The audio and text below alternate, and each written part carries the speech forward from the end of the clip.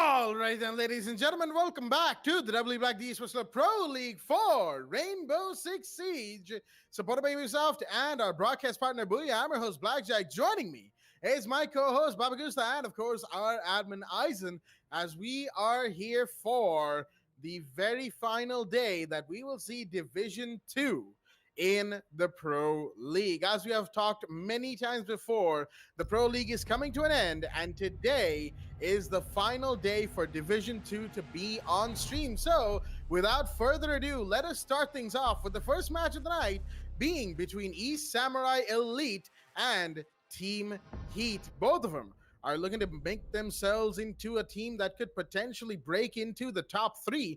ESM's already there. Team Heat, they've got a good chance if they win this match. Who will it be? Let us find out. He's joined the players live on the map of Clubhouse here and now with the ban phase going off. Team Heat's on the defense. ESM Elite are on the attack, and the first ban will go through, which is Hibana on this map. Nice and quickly, Clubhouse standard bans, of course, coming into play as it were.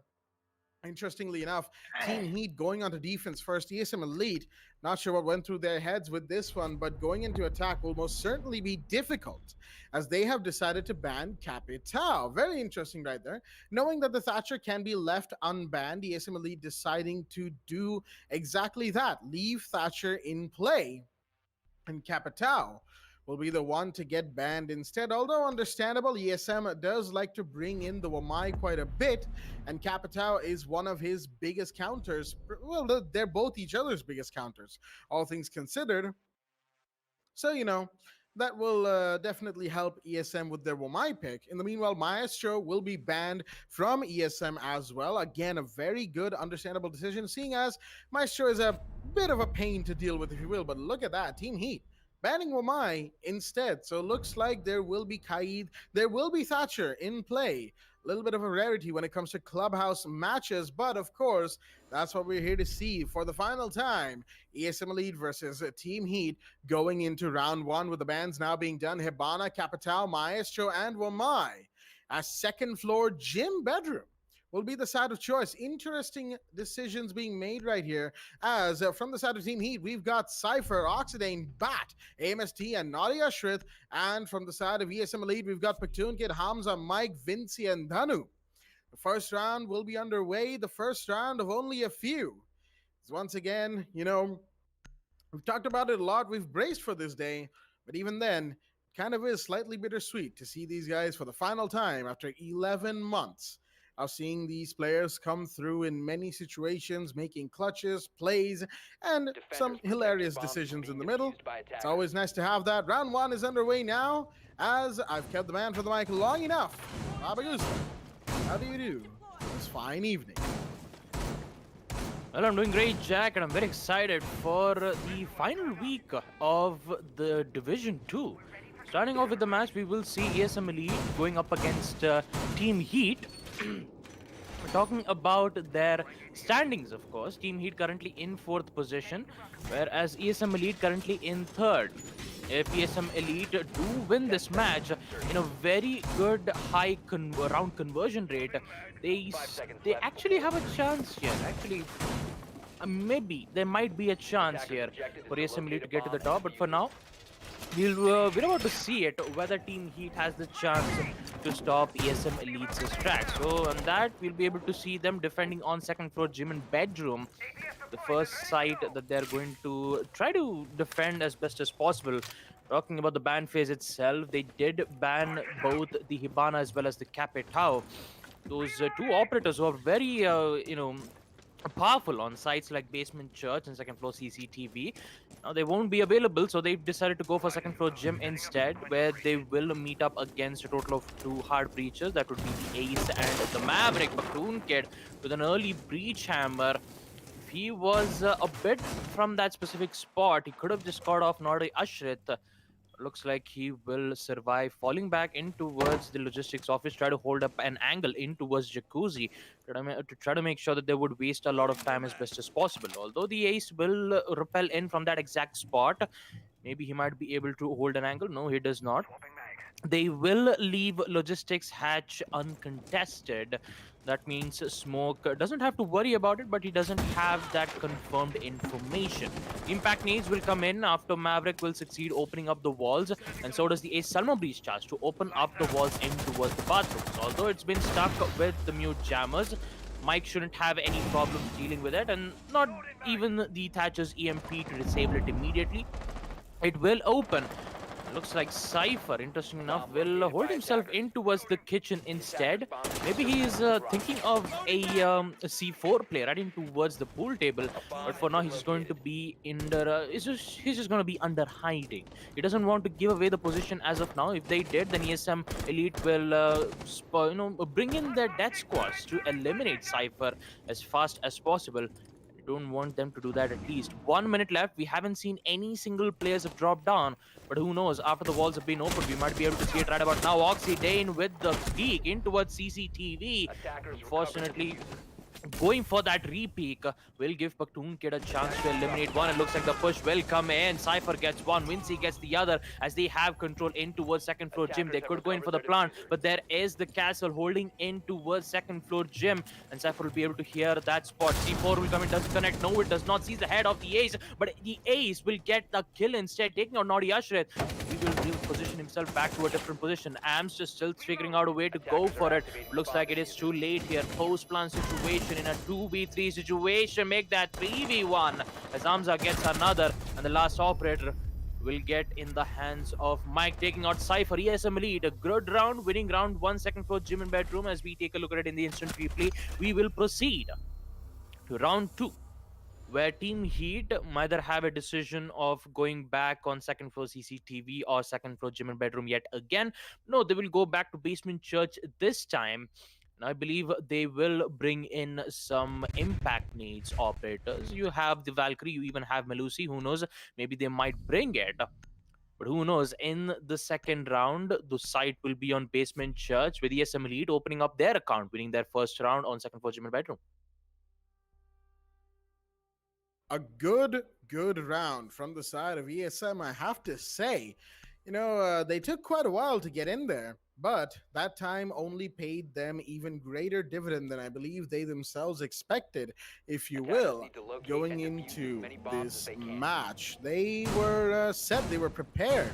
And once they got in, it was all done and dusted for Team Heat before they even knew it. There was some attempt, of course, for a C4 from below from the mute, but unfortunately, all he ended up doing was forcing the Ace of the plant, who went through the rotate straight onto finding the smoke, who would have been the only one to stop the plant in that situation.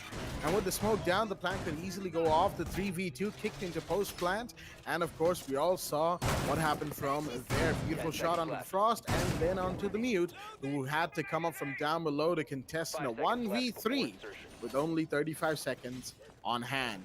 Good stuff from ESM, making sure to counter Team Heat on as many areas as possible. More than that, making sure to keep their cool regardless of what Team Heat brings out.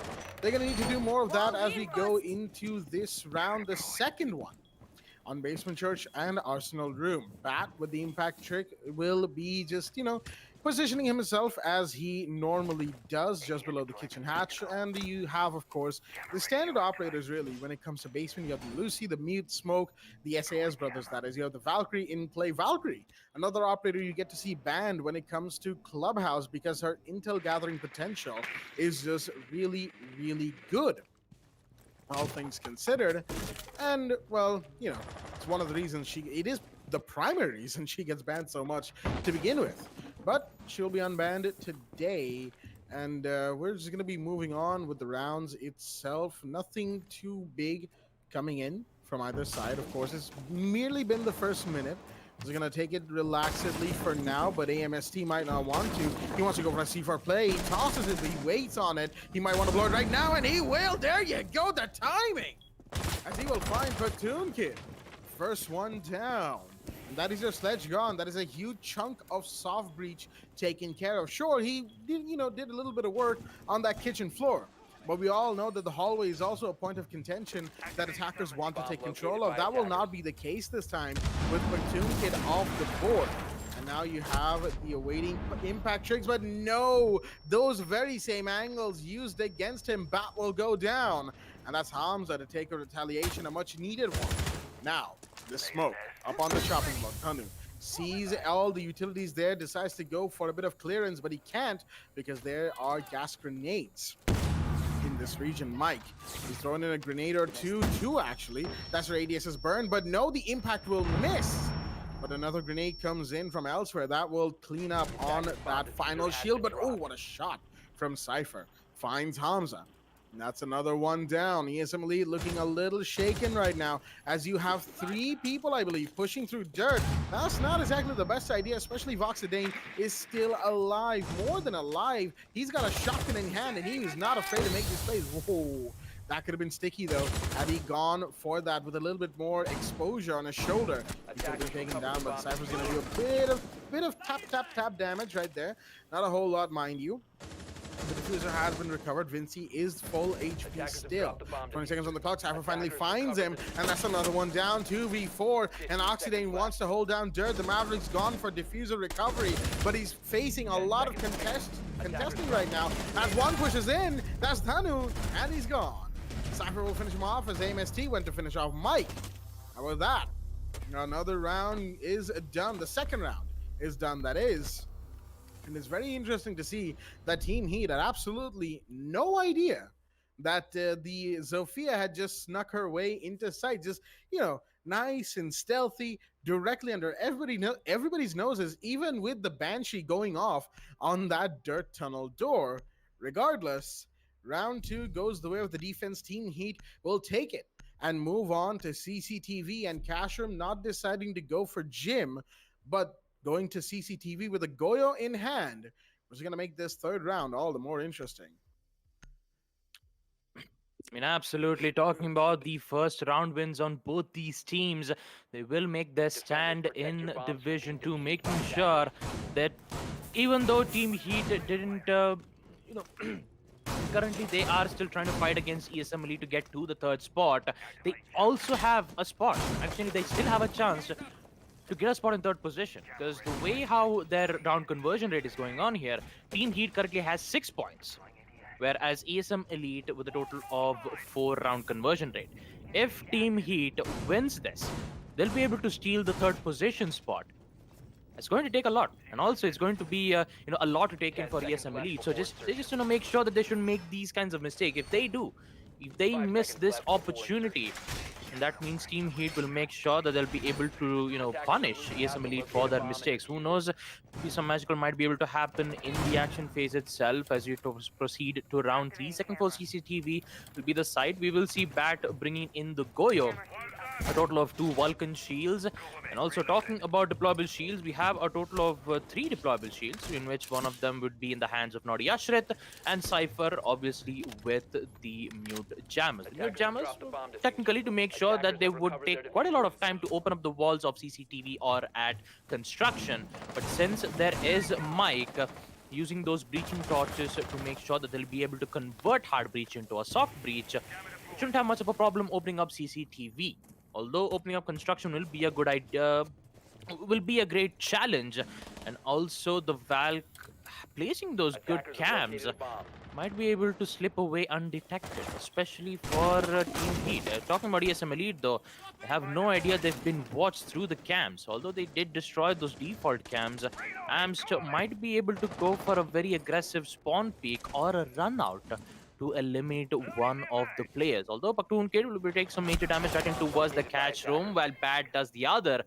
Right in towards that specific spot here. He could go in for that pre-fire, but the attacker is still holding that angle. One little peek is all it needs for the attackers to get that first sweet early kill. But looks like they still have a lot of matters to attend to, especially the walls in towards construction, which is going to open, and so does the Vulcan shield, which would force Naughty Ashret back to a secluded spot. Although this would put Team Heat in a very, not in a good spot as I like to call about it, because all 3 players currently in towards the side, which would be easier for the attackers to eliminate these players one by one. They have to worry about these utilities. Another Vulcan shield will be destroyed, which would force Bat in a very difficult situation as the attackers are slowly gaining their momentum. 1 minute left, and Paktoon Kid will do his work, taking out Bat, succeeding it. And now they will push in to try to plant it towards the cash room itself. Although they have to worry about the main stairs, in which one of the attackers is slowly making their way. One little push in towards CCTV would be great because you have Oxidane. The plant is going in on the hands of Hamza, and a push from CCTV will happen to try to deny it. And looks like Oxidane will do gladly that. Taking out two of those players is exactly what he needs. Looks like they'll be able to drop the bomb in towards the cash room itself. Actually, the diffuser has been dropped in towards the cash room instead. Ams gets the other. Oxidane might be able to get his triple. There you go. A quad kill might be able to come in his possession. Whips out the pistol, but he will prefer to reload the primary weapon itself. 15 seconds. The Maverick has no idea on how to push this. Cash knows he has utility, but not enough time to do it. Looks like he won't be able to do anything at all. With Naughty Ashray taking the final kill, getting the kill from Mike.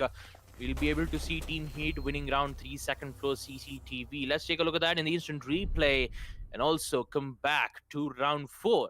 Where Team Heat will be the one in the lead, winning 2 defending rounds, and the next site for them to be defending will be on second floor gym and bedroom. Although this site is a bit difficult, since knowing that ESM Elite were taking things under their control. They did make sure that they would get that win. And talking about that previous round, though, on second floor CCTV, the push was great. The coordination was well done from ESM Elite. It's just that they just mainly focused in towards the construction site only. They did not focus on eliminating players in towards garage. They did hold an angle in towards CCTV. They haven't tried to eliminate players in towards the main stairs. They just immediately went in for the plant without the use of smokes, without the use of any utilities. Although some of the utilities were used to take out that deployable shield. Other than that, we didn't get to see anything than that. Team Heat obviously won in the end due to a gunfight. Looks like they just needs to hold on yet another round in 4th. Will it happen, or will we see ESM Elite, equalize it 2-2? We're about to find out.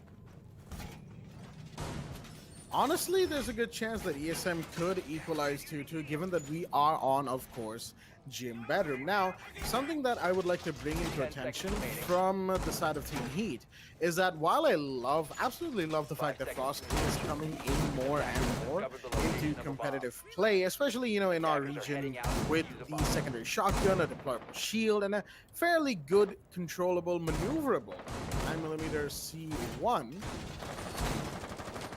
Hey, Baba's doing some Baba antics in the background. As yeah, I know all of our viewers can't see that on stream, similar to yesterday where he cosplayed Nomad while while casting with Fox. It was a fun time, let me tell you. But all in all, going back to the point at hand, while I completely understand and actually really like the fact that Frost is coming in more and more into competitive Siege, I would also kind of like to see what Team Heat has when it comes to a meta play. Wait a minute, Naughty Usher. Ooh, so close for him. But of course, the Sledge was absolutely unaware, Platoon Kid that is, that there was somebody inside of logistics trying to destroy anything and everything on the table, all of those little bits and pieces of tech. Not sure what he has against them, but hey, he might just want to clear that out for reasons or the other. But the C4 goes out. Wait a minute, Bat. I think even he was anticipating the wall to become soft right there, or for his throw to not be as long as it ended up being. Whichever one it was, his C4 got wasted, unfortunately. That's going to be a little bit of used up utility from the side of Team Heat. Excuse me right there. Like I was saying, I would have liked to see the meta from them, given that meta is unbanned tonight, but I guess we'll have to wait and watch for maybe future rounds. But wait a minute, Mike's found one. That's Bat of the board. The Bandit gone. As the grenades are going in towards the bathroom, minute 20 on the clock, and Team Heat is scrambling to find some sort of play or angle onto these defenders. Good droning as well, all the way out by In Garage to find Oxidane's position, as he will have to fall back at the minute mark. The minute mark is exactly what we're about to find out from ESM Elite's attack, knowing that they've kind of figured out the basics. They just have to worry about getting control in towards this side. Talking about time though, and also Zofia trying to eliminate some of the defenders. Hamza He needs to be careful here. Nate will come in to try to make something, and looks like Cypher will be able to get Hamza this time. The man who got that triple kill in the first round. Unfortunately, he will be the one to go out, but the instant refrag will come in the hands of Mike. And with it, the plant will commence. Am still holding that angle into his construction, but he's going to take out Danu. Puts in a 3v3, an immediate default down there. Zoxidane will get one more. Platoon Kid goes down, and with it, it will be a 2v3 situation. Cypher still holding in towards the hatch, but Mike is still dangerous. Triple kill for him. Quad kill for Mike. The ace is nearby. The only problem is that he doesn't have any information as of now. He still has the C4. Doesn't have information, and with it, he will be forced in a post-plant situation here. Cypher has the C4 in hand. He could use it to get one kill, but keep that in mind that Mike still has the ace under control. Vinci sees the head, and he will gladly eliminate Cypher. ESM Elite will be the one to win round 4, second floor gym and bedroom, and make sure that they'll be able to keep themselves in the equalizer round, 2-2. And talking about the sites where ESM Elite has succeeded in attacking, would be in second floor gym and bedroom. Although basement church and CCTV still are in the hands of Team Heat, kind of predict that it might go 4-2. Unless and until ESM Elite has figured out a way to eliminate it. Although talking about the site on Basement Church and Arsenal Room, we did get to see Cypher holding an angle right in towards that dummy spot to eliminate 2 players in towards the kitchen hatch.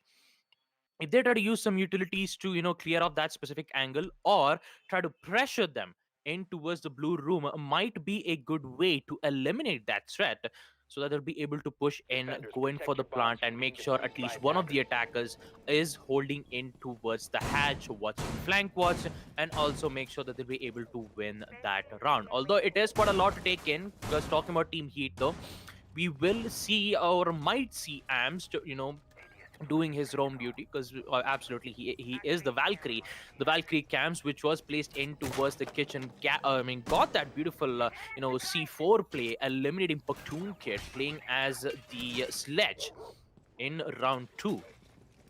They just have to be careful of those Valkyrie camps again. I mean, the most common spots that you would be able to see those Valk camps will be either in kitchen, which would be right from below the desk, or right from above the kitchen, above the hatch, or maybe the second that we did get to see, which was right in towards the bar itself, to give a lot of information. We're about to see that in the action phase. This time we will see Platoon Kid bringing in the Buck instead of the Sledge. Keep that in mind that Buck has a secondary hard breach, but instead he decides to use the flashbangs instead to make sure that the attackers wouldn't have any problem getting control in towards tunnel. That's the reason why they brought that specific operator. Boy, not a good way to use the drone, and not a good way to go down here, Hamza. Ams gets his first frag yet again. And this time, it is a hard breach. The ace taken care of while he was rappelling in to hold an angle in towards the pathways. That was so unfortunate. All Ams did was go for that pre-fire, and somehow he actually got that early kill. And looks like ESM Elite will be in trouble yet again. And looks like he will be able to hear that EMP. Gets caught out, and also the Ash's bleaching charge. But the third EMP charge will come in, but it will make sure that the deployable shield will be destroyed. An aggressive push will come in, gets taken out from Oxidane's M5 shotgun. And it will be a 3v5. Danu, he did made his job. The only problem is that he doesn't have more HP. And talking about time, 1 minute, 30 seconds left for them to make their play. And looks like Team Heat have got things under control. Very much so. It's down to them playing their cards absolutely perfectly. Well, nearly perfectly. While ESM had a very botched push on the dirt, I must say. And oh, challenging vertical. That is brave. And as they say, fortune favors the brave for bad. He will get one more. Oxidane has been down in the meanwhile. That's from inside the dirt, but a shot will clip onto the attacker. Danu, who was already low on HP, just about goes down, but Mike with a beautiful headshot onto Bat takes him off the board. Doesn't see the defender by the boxes. And that will be Cypher with a quick double after the down onto the Ash to finish off the round. As we will see in the instant replay, very, very botched push from the side of Samurai. Not sure what they were thinking right there, as they could have handled that push so much better. They could have droned it just a little bit better. They could have pushed dirt, maybe not so clustered up, allowing for the kills to go off. Maybe their push on towards kitchen, wherever the positions they were holding, should have been a little bit more, trigger happy, as they say, not allowing the defenders to contest vertically and then getting taken down. Oh, no. Not good, not good at all for ESM. Their attack is very much all over the place right now. And mind you, they may have won 2 rounds, but those 2 rounds are only rounds on Gym Bedroom. The site of CCTV, which is the site this round that we are going to, it was, of course, the site back a couple of rounds ago, round 3, I believe. And in that round, right, we did see them take a couple of early kills. They tried to go for the plan. Their main issue was they hadn't covered the side of Garage, right? That's where Oxidane, who was playing Jaeger then and even now for that matter, he was basically in Garage the whole time. And thanks to the rotate that the Team Heat had made, all he had to do was just hold it. And that was about it. He had to just hold it from Garage, and he got a free double. Not only did he deny the plant, excuse me right there, he also just practically put ESM's push on a full stop. And the rest of the defense could practically converge around that, giving themselves a very good round win. ESM needs to make these sorts of adjustments where they don't allow these things to go off. Cypher, all right, interesting decision making, but I guess he will put his Electric in a better place, still get the wall electrified and whatnot. I think he's trying to save it from Vinci's EMP. Although I highly doubt that that's actually going to work. Those EMPs have a rather long range. Mike, gotta be careful on your button presses right there. He's going to get the hard reach off on CC main wall nice and quickly. Of course, with Thatcher included, that's not going to be the problem for the side of ESM Elite, and that rarely has been. They are going to get these breaches done. They're going to get these angles open. Wait a minute, you see somebody. He does know that the meat's there now, but the smoke, excuse me. But of course, Ushrith has fallen back long since those pre-fires came in. With that, minute 50 on the clock, an interesting first minute so far, but ESM again not doing much to take these bodies. I'm not sure if they're going to push Garage this time around. If they are, which it looks like they will, then they might just have a chance, as Dhanu will take down AMST. That's from down below. The Valkyrie gone, but Oxidane's firing up again. He's found Platoon Kid. That's a big drop as well. Your sledge gone. That means your grenades are no longer. Mike now from the beach trying to find the Jaeger, whose positioning has been limited to whatever this reinforced wall and the little bit of the wall behind the window can offer him. But he's using that cover very well indeed. Dhanu takes the damage right there. Has to be careful. It's where the minute mark, and ESM once again look like they're not all quite there. Tension starting to brew around from ESM Elite as they do require this win as best as they can. Looks like they'll be able to try to eliminate Oxidane as best as possible. Vinci gets one, Cypher gets that refrag, eliminating Vinci, but Oxidane is prepped and prepared for that gunfight. Unfortunately loses in the hands of Thermite, and actually Dhanu, who is slowly making his way in towards the garage. Looks like Dhanu's already gone down in the hands of Naughty Ashret. Hamza again with the refrag, and with it we'll be able to see Cypher all by himself. He will get that information via the Melusi's Banshee deterrent, but he doesn't have that proper information, or does he though? Cypher gets one, almost about to get one, but he still has that C4 in hand. He could use it to eliminate the plant. A C4 will come in. Does it connect? Yes, it does. Eliminating one, but it's a post plant, and Mike, all he has to do was just fall back, and he'll do exactly that.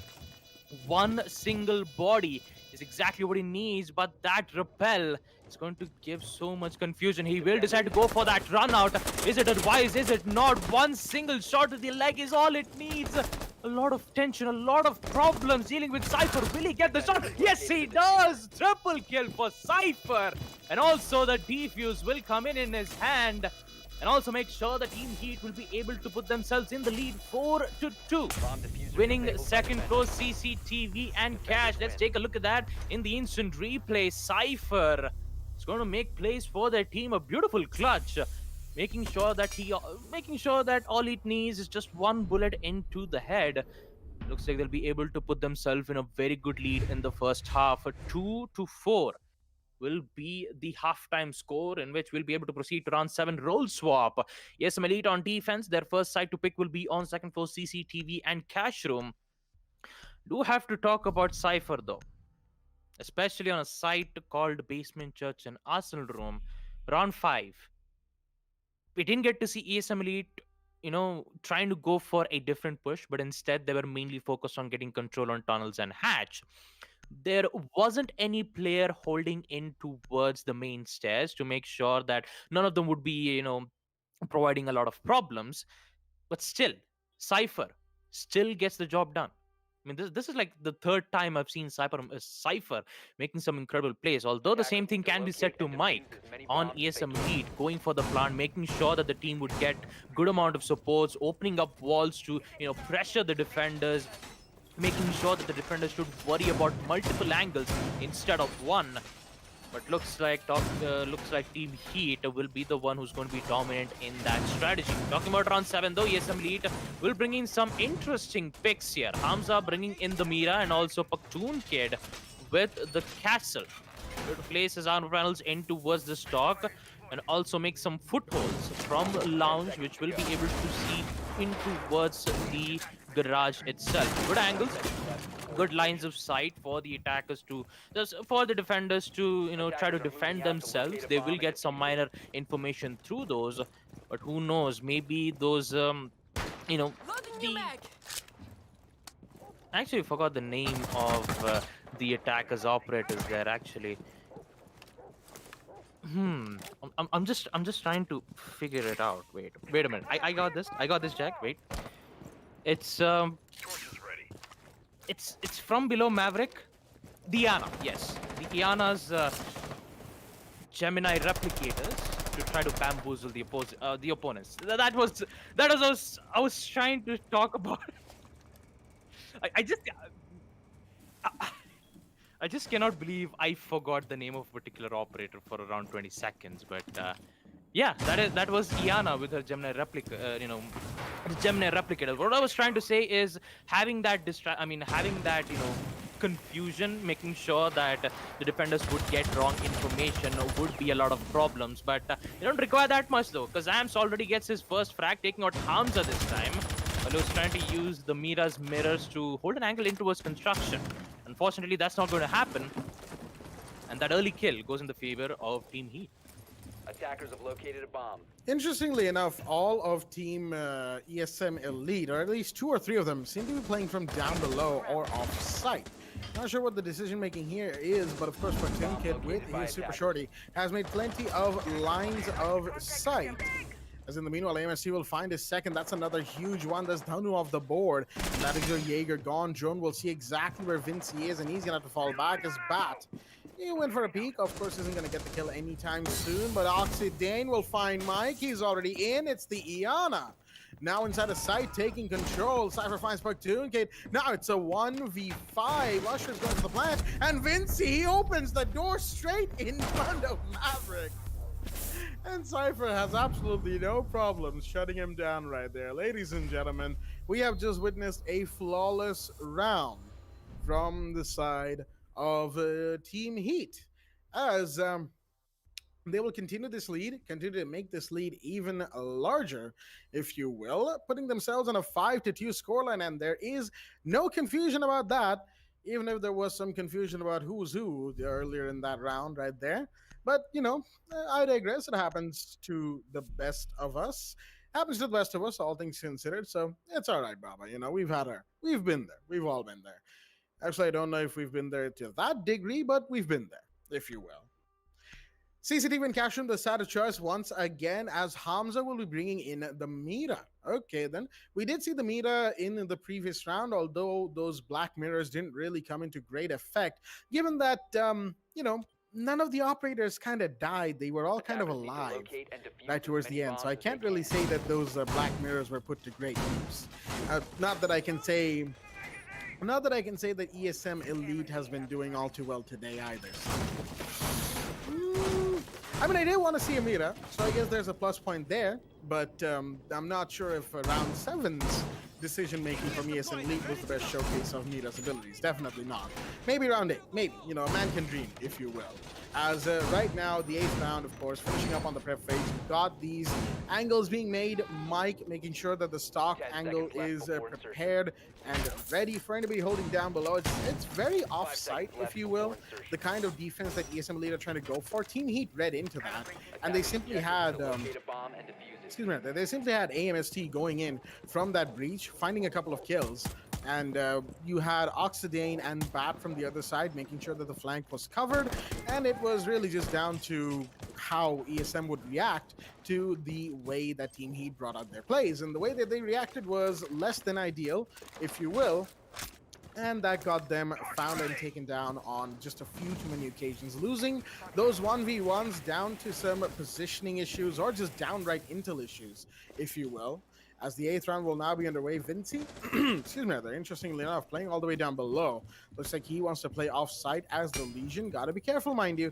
If anybody's on a roam clear, then it will be a little bit more difficult for him to maneuver about as freely as he is right now. He does have Tanu for support, so that's going to be plenty to work with, as Oxidane holds a very, very long angle all the way from the other side of the balcony.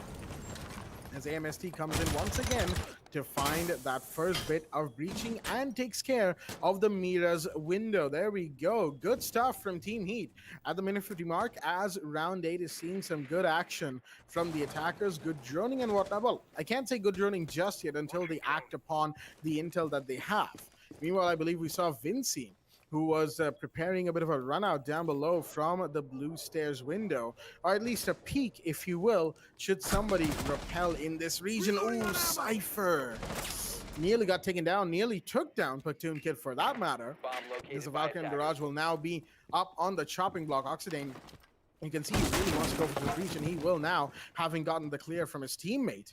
On the other side, the man with the diffuser, of course, that is Naughty Ushrit towards that construction window. Vinci still down below. There's a couple of players off-site. Cypher's here for the hunt. 60 seconds remain. Well, with that 60 seconds, the breach will come in towards construction. And Vinci is going to have a stare down against Cypher. He'll be the one to push in. I don't think that's going to be a good idea, because Cypher will take out Vinci. So does Bat, taking out Mike. Already 2 players down in the hands of ESM Elite, and looks like Platoon Kid will be dealt with some major damage. Bat still worried about that peak, but the Jaeger will decide to fall back and try to relocate his position right in towards the main stairs. Looks like Amps, on the other hand, will deal another killing blow, taking out Hamza, and with it, Danu will be the last man standing. Amps will confirm the kill, and looks like Danu will be all by himself. Attackers Cypher activating diffuser. almost about to get that shot, but he will get that beautiful flick, taking out Cypher. Talking about that post plant, though, it is a 1v4 situation. Oxidane really needs to be careful with the amount of bullets that that the Jaeger has been shot as of now. Ams will be able to see it, and he'll be able to eliminate Danu immediately. Team Heat will be able to win round 8. Second floor CCTV and cash room. And looks like they will be in match point, ladies and gentlemen. Round 9 will commence, and also Team Heat being on match point. ESM Elite is definitely not going to be happy about this. I mean, they're currently in the 3rd spot. 12 points, 4-round conversion rate. If Team Heats win this, they'll be able to steal the spot. They'll be able to get into the 3rd spot. Come on, ESM Elite. I mean, it's just 4 more rounds. They still have to win 4 more rounds on defense to get back. They do not happen. And they're definitely not going to have a good day at all. That is for sure. But one other thing that Team Heat winning this match will, effectively speaking, do is there is, of course, 2 games after this one. The final game of the night is the one that we're most interested in, if you will. Attackers need to TEC locate Esports and defuse versus bombs. Dauntless. Looking at the table, both of them are currently in the top 2 spots of Division 2. Dauntless currently leading, of course, just by virtue of a down conversion rate in terms of positive rates, of course. ESM, had they won this game, would have put themselves potentially Actually, now that I look at it, no, there's no way ESM would have actually gotten the second. Even then, they could have, put themselves on par with Kid Esports and Dauntless. 15 points and a fairly decent round conversion ratio onto 10 their seconds remaining. numbers. It would do good for future tournaments and whatnot. And 5 say anybody seconds looks at remaining. this team and wants to know their stats, it would have been good for them just in general. But Attackers must Team Heat locate and right defuse the now bomb. are looking to not only overthrow ESM from the third spot, they're looking to do it in dominant fashion. 6-2. Match point has been confirmed as, Heat has really come up with some good plays today. And they are making sure that all of these plays do not go in vain now that they're on the attack. But the issue is the site has changed. It is now Basement Church and Arsenal Room. A site that we've seen Team Heat attack before, sure, but not against ESM Elite in this particular match. So things could be different, but, well, Bat with that first kill might want to say otherwise. That's just sad. Looks like Vincey just wanted to get down the stairs of blue, and he was taken down because Bat was already there, waiting to take that first kill, if you will. And, unfortunate for the Legion. More importantly, it's unfortunate for ESM Elite because they have lost a very big late round Punisher, and that is the Legion. His goo mines, as they come through, are very annoying to deal with, if not downright fatal, if left in your bloodstream for too long. That, of course, will not be the case, which will mean that once Team Heat's push comes in, it will not be deterred at the very least by goo mines, which means other than the Banshees, the speed of the attack will still be fairly fast, all things considered. Now they've got to just try and play around that fact as we have vertical breaches coming in. He's got an idea to peek the Maverick, but he won't be doing that because Cypher is playing this smart. He's making sure that he's using the most of the range, making the most of the range of that blowtorch that the Maverick has, keeping himself safe in the meanwhile. Got to be careful, though. The kind of breach he's going for can be seen as slightly inefficient, and it's going to take a lot out of him. There you go. You can see he's struggling to maintain constant burnage right here. Just breaking it through slowly but surely. He's gotten the first one. There we go. Okay, no effects. I guess the game's just going to despawn the hatch for some reason. But regardless, EMPs come off as utility burn will also come in. EMPs from the Thatcher as grenade goes in. That's going to do some damage to both Platoon Kid and Hamza. Mike in the meanwhile just below the kitchen hatch. All right. Very interesting position, but AMST is the one who wants to keep. And he's gonna go well then. He saw him through a little bit of a hole right there on the foot level. And that's gonna get Hamza, right there. That's gonna get Platoon Kid killed. Hamza's coming to try and take the peek, if you will, but now time is of the issue because 15 seconds remain and the attackers have to get in. Cypher gets one. The Jaeger just about surviving from AMST. Will he find him? No, the Jaeger gets him instead. Now it's a 2v4, but the match still going down. Naughty Ushrit wants to stick it. Bat has been down. Oxygen gets taken down as well. Will it be a post plan? Looks like it might just be. No, it won't. Ushrit has gotten the plan down. Excuse me right there. Made a bit of a mistake. Hamza. Now, oh boy. Him and the smoke are in a 2v1. Cypher. Does he know where the smoke is? Yes, he does, but he misses! Not exactly, but he ran out of bullets right there. And Bat has been down the whole time, which means out of that entire messy ordeal, ESM Elite will somehow walk away with one more round under their belt, as we will see in the instant replay. Round 9 goes to the side of the defense. As, ooh boy, that was a round. That was a round and a half, if you will. But the issue here is they've won Basement Church. So where do they go from here? ESM Elite, of course, is whom I'm referring to. And they might just go to second floor gym bedroom. Maybe. Looks like not. CCTV and, oh, no, there we go.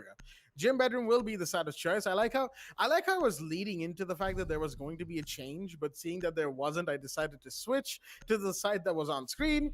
And then ESM was like, ha, you thought. Psych. But, exactly. Yeah. Psych.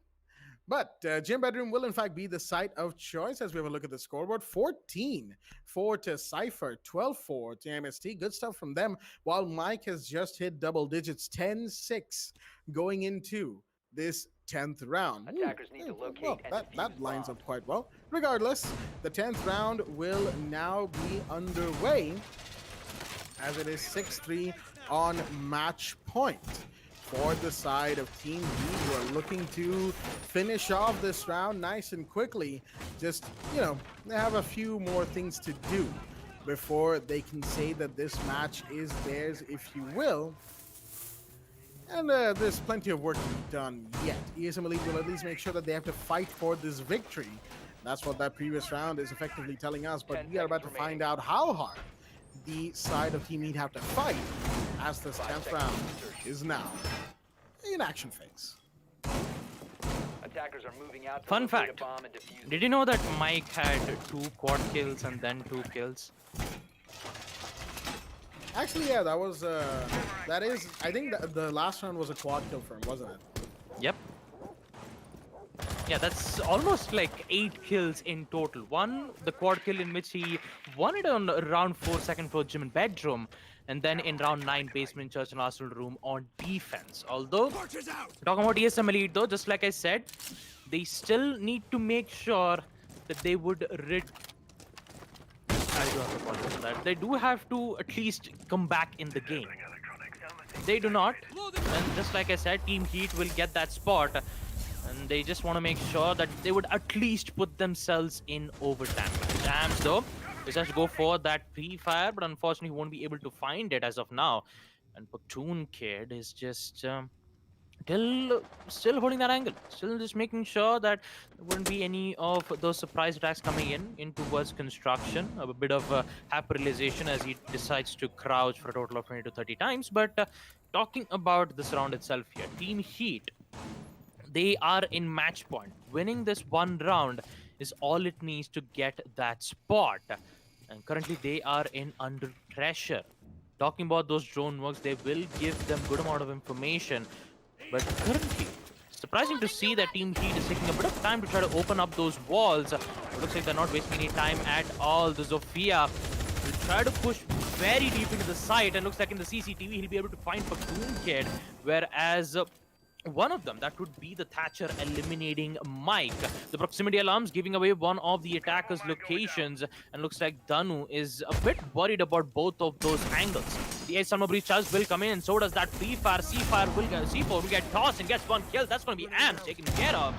A 3v3, but they will force themselves to fall back and try to hold that angle in towards logistics instead. Now, Bat, he could move an angle. He could move in to try to eliminate these players, but he still needs to be careful of Cypher, though. Does he see the castle? Yes, he does. He doesn't get the shot just yet. Talking about the time, though, it's just 40 seconds. The side being on second floor gym and bedroom, it's not going to be easy for Team Heat to go out. Just knowing that they've already lost 2 of the players when they were trying to gain control in towards CCTV. It looks like Cypher is on the hunt. Just trying to make sure that he would get that control in towards logistics. Currently, there was a player holding in from that specific angle. Now he's just going to push in. That reload moment, Hamza will be able to down one of the players. Also make sure he'll be able to reload his UMP. 15 seconds left. Team Heat are losing a lot of time. And Nadi Ashrit, he needs to make a push, in which exactly he will do exactly that. Cypher does the same, taking out Vinci. Danu gets a double kill with the pistol. Whips out the pistol. No! The shotgun. Going to take out Nadi Ashrit, and with it, ESM Elite will be able to win round 10 second for gym bedroom. What was that? I mean, what was that? I'm as surprised as I am, Jack. I'm just, they had the chance. You and me both, Baba. You and me both. And I just cannot believe I just immediately went from 0 miles per hour to 200 miles per hour in just 3 seconds. I mean, I can understand that, in the casting, increasing your words per second as whatnot. But Words per... yeah, words per second. You never heard that before? No, I thought it was speed. Yeah, well, it is speed. The speed of the words coming out of your mouth. Mm-hmm. The number of words coming out of your mouth, that's also speed, if you will. Anyway, the weird mathematical calculations aside, We are entirely not sure, ladies and gentlemen, what happened in that last round, primarily because I don't think any of us can make heads or tails of what that last round was, right? You had it was a 3 versus 3 situation, right? You have one attacker down, you have the ace trying to push in through logistics. He's practically the only one remaining because his other teammate goes down, gets the castle. His other teammate gets the other one, the last defender. It's him and Amira now. Mira gets his teammate, he pushes in, sees Mira. I understand that he wanted to, just go and get back because there was a big crossfire happening between the two, right? He didn't want to get killed in the middle and randomly lose the round, right? But then he made a massive pre-fire, missed everything, and went in with a pistol against Amira, who very popularly always owns a secondary shotgun at that range too. Yeah. Yeah. I think all in all, not a great round for Team Heat, as their attack coordination and overall performance in attack has been slightly on the decline, if you will. It's not looked too good. And they're going to need to fix that ASAP. But of course, we've had to take the pause because there was a little bit of, bug or something like that we heard from the side of Team Heat. So a little bit of a game restart will bring them back nice and quickly and bring this match into the live screens once again. Just waiting on the player to join back. Worry not, ladies and gentlemen. It's probably going to take a minute or two, and that gives us plenty of time to just, have a tiny little chat about the match that we've had so far. And I'd have to say it's mostly been Team Heat dominated. I mean, obviously, given that it was 6-2 not too long ago. ESM showing us glimpses of what they can do, really, ESM Elite. But this is the team, mind you, that got demoted from Division 1 to Div 2. And so far in Div 2, while they've been good enough to maintain a third, fourth-ish position, if you will, it's not been great, right? ESM Elite just has not been impressive in that way this season. I have to say, Team Heat today has looked really good. And speaking of Team Heat, Oxidane is back, and he has managed to select the sledge, the very operator that he was apparently having some trouble with, which caused the pause timer to be used. But it will be unpaused now, ladies and gentlemen, as the 11th round, which is also a match point round, mind you, as the last two have been, will resume as well live on your screen. 6-4 is the scoreline. CCTV and Cash Room will be the side of choice as round 11 is underway. Oh boy, round 11. Score count being on 6-4, favoring the side of Team Heat. And still, having a lot of problems in the attack phase itself. What exactly happened there? Especially in that previous round, they were supposed to win that. But somehow they did not. They could have went in for the plant, but instead they decided to go for frags, in which they evidently did get those 2 kills. They could have went in for the plant and right into his basement. Just like Jack said, it looks like they still somehow lacking something that we do not know of yet. ESM Elite, they're still 2 rounds away. And if they just keep, pushing, if they just keep pushing their limits, maybe they will be able to, take out Team Heat by surprise. Who knows? Maybe it can happen, maybe it does not. We're about to find out in the action phase itself. Again, Team Heat currently in 9 points, Elite in 12. It's a lot of pressure coming in between these two teams here. And especially Mike, he's been doing quite a lot of work for the team, and so did the Mira with the secondary shotgun to make sure that she'll be able to get that kill, eliminating the ace right in towards the toilets, where he was trying to go for a very aggressive peek. But for now, it's the site being on second floor CCTV. The same site where Team Heat did succeed winning that round, and they are back in that specific site. Although they could not go for first floor bar and stock, because that's not a site where most of the players would prefer playing that particular site. But for now, we might be able to see Amst almost sees the leg of a specific operator, decides to go for a shot, but instead he won't. She will be able to miss that opportunity as of now. And talking about the bandit, though, still a bit worried. He's thinking of going for a peek right into a CCTV window. No, he's just gonna fall back into his cash room. But no, Pete and Roni will be able to take out Bat this time, and that is the Thatcher taken care of. A very important frag. That's your a total of 3 EMPs gone, and also in the favor of ESM Elite. And also, they did, however, opened up the CCTV without a hedge.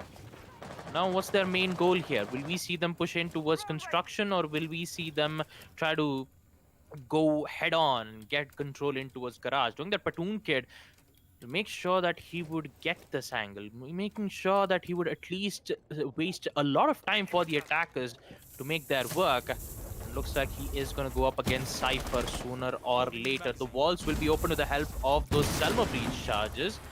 And now they will slowly make their way in towards garage. Having at least one of the defenders would be a good idea. And looks Bomb like has been Danu located. is going to do exactly that. He could only hold an angle right from the entrance of garage, and looks like Platoon Kid will be dealt with some major damage and also will get taken down. He's downed, but not out. It's going to be a matter of moment where they go for the push. Danu could have helped his teammate by that very exact moment, at least try to use that distraction to the defender's advantage. But unfortunately, we won't be able to see that as of now. But the only thing that they do have to take care of is the time, because it is 35 seconds, and that push from Team Heat should happen just about now. Bomb located by attackers. It most certainly needs to happen right here, right now, as we still have the down that will be confirmed onto Oxidane. Gone into the kill for Platoon Kid. That's taken care of. And now the plan's already happening. Wait a minute, Nadia should in. But is there enough cover? I don't know if there is. There goes the Mozzie from down below. It's still a 3v4. Make that a 3v3. Oshun gets taken down, but Hamza goes down as well. To Oxidane, that's a 2v3. As the defenders are scrambling to try and win back the site. Mike trying to make a big play right now. Spotted, taken down. And now it's all down to the last defender from below, Vinci. His position given away thanks to his pre-fire, and now he needs to fight against the Zofia. He won't be successful. AMST will take him down. Vinci will fall. And with that, ladies and gentlemen, the match that was on match point for roughly, 2-3 rounds now, has finally come to a conclusion.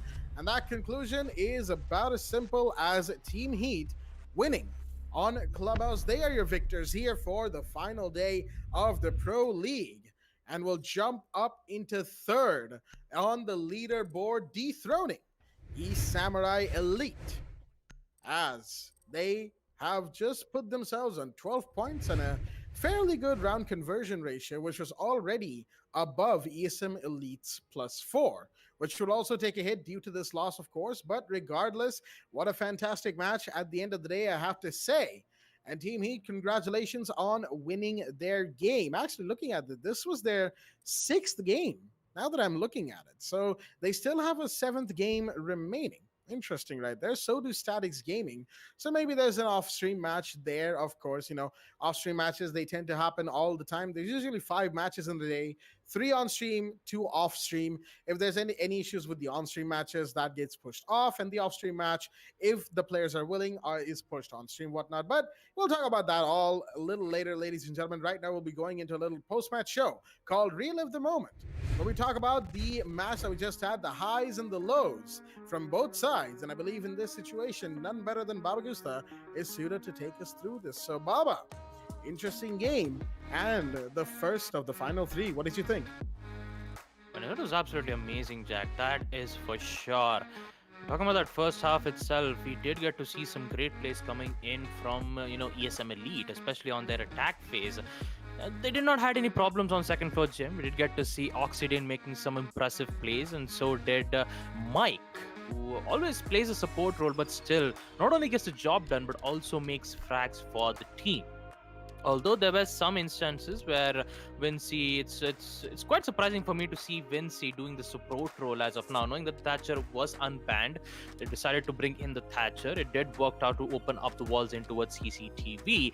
The same cannot be said in towards Basement Church and Arsenal Room, though, because all the main problem that ESM Elite's attack was none other than Cypher. He was holding in towards the right in towards the dummy spot in towards the Arsenal Room, and just hold in towards the hatch.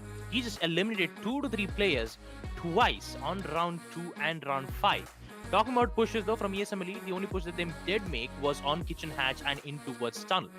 We didn't see any of the players trying to hold an angle in towards the main stairs because of the early frags that the teams of Team Heat have done, especially AMS, who did get that early kill twice again, making sure that the attackers would have some faults in their attack. And also, what a great play from Cypher, though. All it needed was just one shot to the body, and he'll be able to he actually did get that win on round 6, putting that in a beautiful lead 4-2.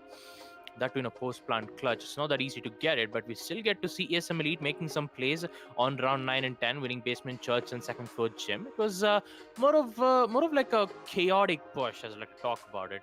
The push, I mean, talking about their coordination stuff, they did make sure that they would open up the walls. They made sure that they would get information, but the main thing which was lacking was none other than execution, though. I mean, the way how they executed did give ESM Elite some time to think about, and they just started to eliminate players one by one. And since it was a 1v2 situation, most of the time we did get to see a post plant for the past 2 rounds on round 9 and round 10. Round 9, it did kind of happen, but it did not happen both at the same time. But also in the last round, we did get to witness the site being on second floor CCTV and cache. That was the only attack site where Team Heat did win that round. That was the only attack site that they won on map Clubhouse against ESM Elite, not on basement church, not on second floor gym, but on CCTV, because they exactly knew what kind of push that they had to meet. And not yesterday. I mean, he went too aggressive, as I like to talk about it. Even at the diffuser, he could have just gone in for the plant, at least in towards gym. But since they did less focus on to try to take out the roamers from the beginning and make sure that they would at least eliminate players in towards the side, they could have just went in for the plant, but unfortunately they could not. But in the end, we'll be able to see Team Heat getting to the 3rd position, but who knows, in the next match something good might happen out of them. But looks like that will be the end of the first match, and also the segment of relive the moment. Yeah, that's pretty much about it. That is the first relive the moment. Then afterwards, we'll be able to go for the second match. It's going to be XCM going up against Team Jettervyuha. The map is going to be on Oregon. So for now, we're just going to take a short break, and we'll be right back with the second match. Until then, stay tuned.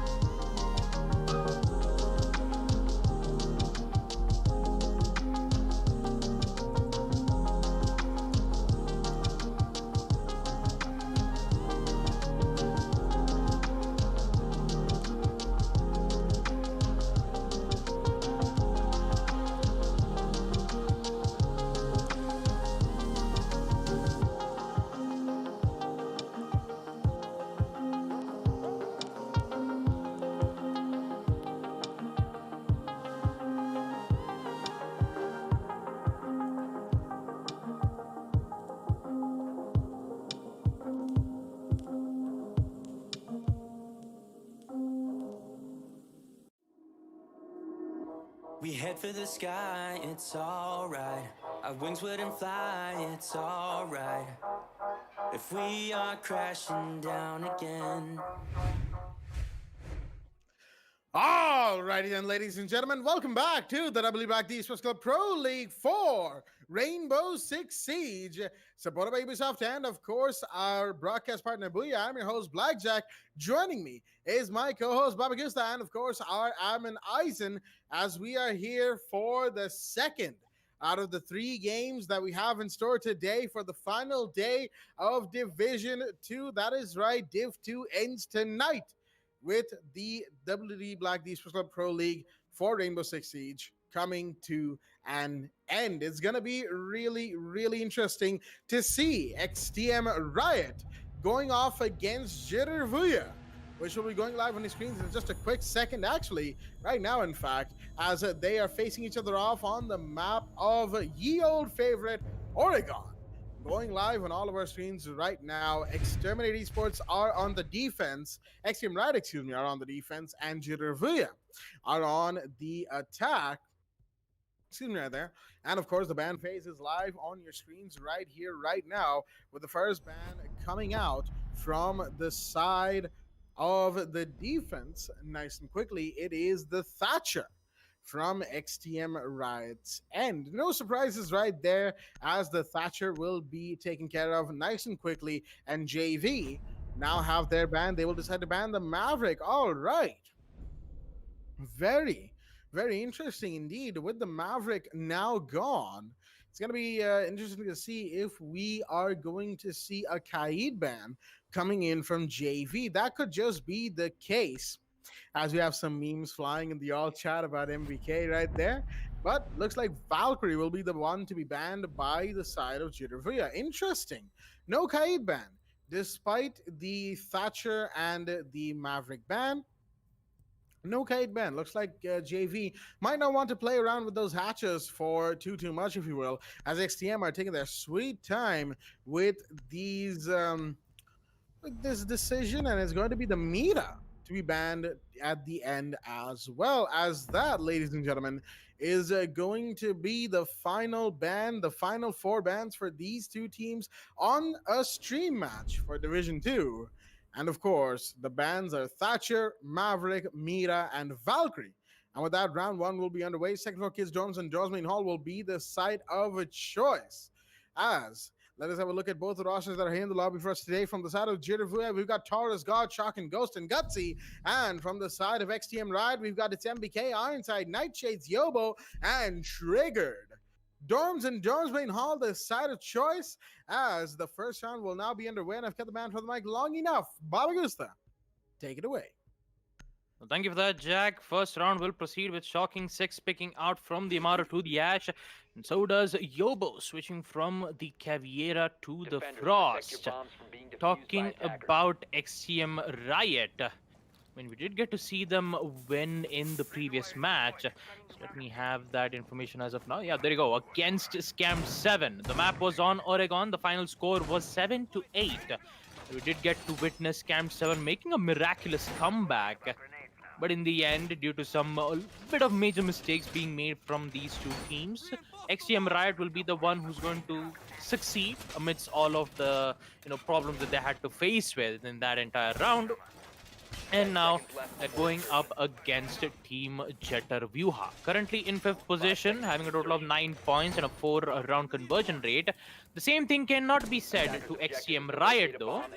3 points, negative 27 round conversion rate, oh boy. And they have won 1 match, which was up against Scam 7. And still they're in the bottom position. You know, I find it interesting that the only match that XTM Riot has won is against Scam 7, which is like Scam 7 came in this season real hype, like, right? And 7th place. I guess yeah, no, I can't really say that on stream, but anyway, back to you. I guess Baba's currently incapacitated due to laughing a little too hard, ladies and gentlemen. So, you know, Is he okay? We're not sure. But Yeah, I'm Ironside is okay. definitely I'm not good. okay, and the Jaeger isn't either. XM Riot losing 2 bodies very, very quickly. Jittervuya coming in with a couple of quick kills. Ironside and Triggered now down, leaving it in a 5v3 at the minute 55 mark. I have to say, sudden aggression from JV as they are currently on 5th position, breaking even when it comes to when it comes to their matches won and lost in the league standings this season. And they have definitely improved, ladies and gentlemen, regardless of where they were in the previous one. You know, in season 4, they were kind of all over the place. Right towards the end, they were showing signs of improving, but it was kind of unbelievable. The fact that they could have even gone into Division 1 for this season. That was a very real possibility for all of one whole match in the final day. So, you know, it's been an interesting set that we've seen from them for sure. As we have the breaches coming in from the Ace of Selma Ghost, nice and quickly is going to take care of that. A Shotgun comes in with a little bit of a trail or a chase, or what he thinks is a chase onto Night Shades, but the Legion has long since fallen back up the white stairs with the Guma in there just to make sure that he has intel on anybody approaching, and Shotgun pre-firing everything isn't exactly about to help him either. But in the meanwhile, pushing up Trophy, trying to see if we can get a kill or two for himself. Taurus breaking open the game's room window. Shotgun trying to bait somebody with, of course, the breakage of the barbed wire, but that's not going to do anything for him, as JV is the one that will need to push, and that is what they're looking to do as the Ash Charge will come out. Shotgun takes a bit of damage. Looks like the Mine is in his shin, but Ghost has got to be careful because the Frost has rotated very, very close, but a couple of bodies get dropped by Gutsy and Taurus, and Ghost will actually win that gunfight against Yobo. Very quick, very clean. Even though he was busy watching for somebody down below, managed to make adjustments, take out the Frost, as the first round goes to the side of Jittervuya's attack. I believe we can all say that XTM Riot with their, with their current roster, not exactly looking too good, if you will, even with this match just in general. Round 2 will now be underway, and the site seems to be basement, laundry, and supply room. And MBK, I like that he's been trying to have a knife round against JV for the entirety of the ban phase, and now here in round 2. It looks like JV just wants to play this by the book, guns out and blazing. Round 2 will be underway. Well, round 2 is underway, and also I do have to apologize though. I mean, talking about XTM, it was they are good players. It's just that, like, even though if they did win against Camp 7 in the previous match, it's just, oh boy. Anyways, talking about round 2 itself, who knows, maybe Riot can make their way. They may have at least 1 or 2 matches as of today. Who knows, maybe they might have one in the offline matches, but for now they have to make sure that they would win against Jittervuya. And although the all chat, we did get to see MBK trying to ask for a knife fight. I mean, you have the Nomad, you have the air jabs, they could go for a knife fight, but JV just decided not to go for it, and will just go according to the book. Just like the Ash said in the the recent trailers, it always gives me the goosebumps, the Ash and the Kali fighting against each other. Who knows, there might be some great stories coming in from the next. But anyways, focusing on the match at hand here. Round 2, the side being on basement laundry, shocking. Already in construction, will be able to find one of the players. Misses the opportunity, decides to go for a repeat. That would be Nightshades' bad opportunity, but somehow he escapes in the hand of Shocking as Yobo gets one, taking out Gutsy. That is the Nomad taken care of, and Nightshades, amidst the amount of problems that he had to face he will somehow survive. But he will get taken down in the hands of Shocking. That is going to be a refrag coming in from him. He gets stuck with the Legion Go Mine. Wouldn't have any problems to take it out. But Triggered, he will be meeting with 2 angry attackers. One push will be in from the main and also from the stairs, and which God will take out Triggered. Already a 4v3. We will see the reinforcements being made from MBK, and Ironside falling back in towards the boiling room. The only problem is, since they already did take out 2 of the players, they will make sure that they would just anchor the site instead of eliminating them. Talking about this round here, 1 minute and 40 seconds left for them to work it out with. Talking about the attackers, though, they have the upper hand here. Although they have to open up the hatches and also make sure that they would start making their way in towards their specific spot. I believe this is not going to be a blue room push. It will be a freezer push and also a push in towards the right from the big tower stairs. Then try to go in for a plant in towards the supply room itself. Although it is a good idea, you could eliminate the players right in towards the freezer. They still have to worry about the players in towards laundry and also in towards the boiler room. That's exactly where these players are hunkered down as of now. The push needs to happen. Also, the utilities are also thrown in. One of the smoke grenades gets caught up from the Vomai's magnet nades, but another will come in to block their line of sight. With it, 48 seconds will be the time remaining for Jettervia to make their play. Let's see what's going to happen here. Well, not too long remaining for JV to make this play, but they have two bodies, at least one body more dropped than XTM Riot have managed to take from them. So it could be an advantage for them, given that they have less defenders to worry about. And oh, that almost could have been bad for Ironside. He is still alive though, but Nightshades goes down as Taurus makes a big push. Shotgun finds MBK, and there goes Ironside as well. Round 2 will go the way of JV as they managed to play it all to near perfection, making sure that they did not lose too many bodies, although I will say Ironside pushed out at almost the worst time or the best time, depending on how you look at it. Regardless, what if situations and whatnot aside, 2-0 is the score line as round 3 will see us go into looks like second floor kids dorms and dorms main hall once again. Jittervia, you're doing good on these 2 rounds, making sure that they will continue winning rounds and whatnot. Excuse me, rather. And that will also be well, pretty good for them. Not too good for XTM Riot, but I'm trying to think of good things to say, positives to pick from XTM Riot's defenses in these first 2 rounds, and unfortunately to say, if you will, I'm coming up blank, if you will, ladies and gentlemen. It's not looking too good for them, right? I'm gonna keep it real. It's not looking too good for the side of XTM Riot tonight. Again, all things considered, sure, they've had a couple of forfeits this season. That's why you see that minus 27 round conversion ratio.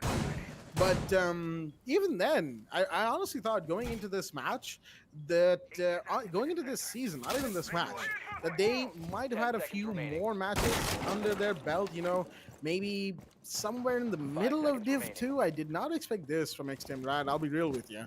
And for sure, the roster change that has put them into this position has certainly hurt them. Who knows what we'll see from this team going forward into the future as round 3 is now in action phase. Ooh. Yoba with a bit of a pre-fire towards the main door spawn. Not going to find anybody. Of course, he's going to fall back up and make those rotates that the team is requesting of him nice and quickly. MBK, I think he wanted to put down one of his Banshees. Excuse me, one of his Banshees on towards Attic. But of course, he had to use them in different positions. Positions. That's why he might be just milling the wall, or he could be just doing it to build up his resistance to punching hard objects. I'm not sure. Could be either. As right now we are just waiting and watching for these 2 teams to bring out what they do, as some breaches are going to come in. That's a door broken, shocking. But in the meanwhile, you have the other tower door broken as well. That means Triggered is about to come under fire, but the drone doesn't seem to have found its position, which could be really bad for the side of the attack. JV have to be very careful, but Triggered pre-firing has practically given away the fact that he is here. So luckily for him that the tower door facing the eastern end of tower is currently empty, so he can just sit there with no issues. But the camera gets taken down. That will give him plenty of room to work, but he's going to go and peek out and find one. Easy kill, as that is Gutsy taken down. First body dropped at the minute 30 mark. Well, with Gutsy taken care of, the entire big tower stairs is in their control here. And XTM Riot needs to make sure that they would get this win. Ironside will be able to see the head of the Ash, but somehow misses the sight. Let's try to misses the shot as well. Shocking will somehow survive, but at how long is the biggest question here. Knowing about the time itself, Yobo with a beautiful shotgun kill taking out God right in towards the trophy. But now with the drone was giving them vital informations for Team Jetter Vyuha, they will, however, go in for the push. Shocking, who was once repelled in towards windows of the games room, will now hold an angle in towards the second floor kids window instead. That is a lot of angles that that the defenders needs to be taken care of, and also the trophy hold still is in the control of the defenders. If they just eliminate Yobo, that is exactly what they need to make sure that they would go for the push. Although the attic is still in the hands of XTM Riot, you still see Triggered and MBK still holding that angle. The push needs to arrive, and Nightshades is going to deny that, taking out Shockin, which would put JV in a 2v5 situation. Ghost will continue pushing in and also get that beautiful shot, taking out Yobo. Pushing a 2v4, the British Advanced Deterrent will give away his position, in which Ironside will gladly take that kill. And a 1v4 situation will come in and also gets taken care of at the hands of Nightshade's Commando. XTM Riot will be the one to win round 3 amidst the number of rounds that they lost. 2 rounds in the hands of Jetter Vyuha and 1 round in the hands of XTM Esports. They'll be able to make their play by finally winning second floor kids dorms, and now they'll just make sure to win basement laundry and supply room as best as possible. If they do win it, they still they only have 2 sites that they have to worry about, which should be on first floor meeting and dining or first floor dining and kitchen. I mean, in order to get that, in order for XTM Esports to get access into the site, they have to win this round itself. If they don't, and that means they'll go back to basement laundry instead in round 5. Although for round 4, it's going to be on the basement side itself with an interesting 6 pick from Taurus, switching from the Hibana to the Dokebi, knowing that they do not have a mute operator, and also knowing that the Dokebi has a frag grenades to eliminate one of the attackers, the defenders, out by surprise. Although I was quite surprised with the next update, where the Dokebi will be introduced with the new Gon 6 weapon, the secondary Gon 6. But the sad part about it is that her frag grenade has been taken care of, and she'll be given a total of 3 flashbangs instead. I mean, it's still on TTS. It's not confirmed as of now. Who knows? Maybe a lot of changes might happen in the TTS server itself with the number of reviews that we might be able to get from the player itself. So it's very exciting for the next year. But for now, talking about this tournament itself, we will see Jetter Vyuha in the lead, 2 wins on attack, and Ironside thinking of going for a spawn peek into his construction. He's going to find one though. It's just going to be a mere amount of time to happen. No, he just switched his direction in towards the blue bunker instead. And looks like no one will try to gain control of big towers as of now. We did get to see that same example in that previous round. We get to see the Jaeger, exactly that. Triggered with 1 kill. Can he get the other 2? No, it does not. There's 3 players right outside. Whips out the pistol as he tries to get access right from the main stairs. But he will get taken out in the hand of God instead. Shocking. We'll just make sure that Clash won't be able to make her plays as well.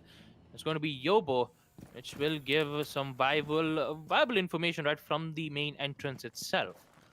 A lot of confusion, a lot of surprises that I did not expect.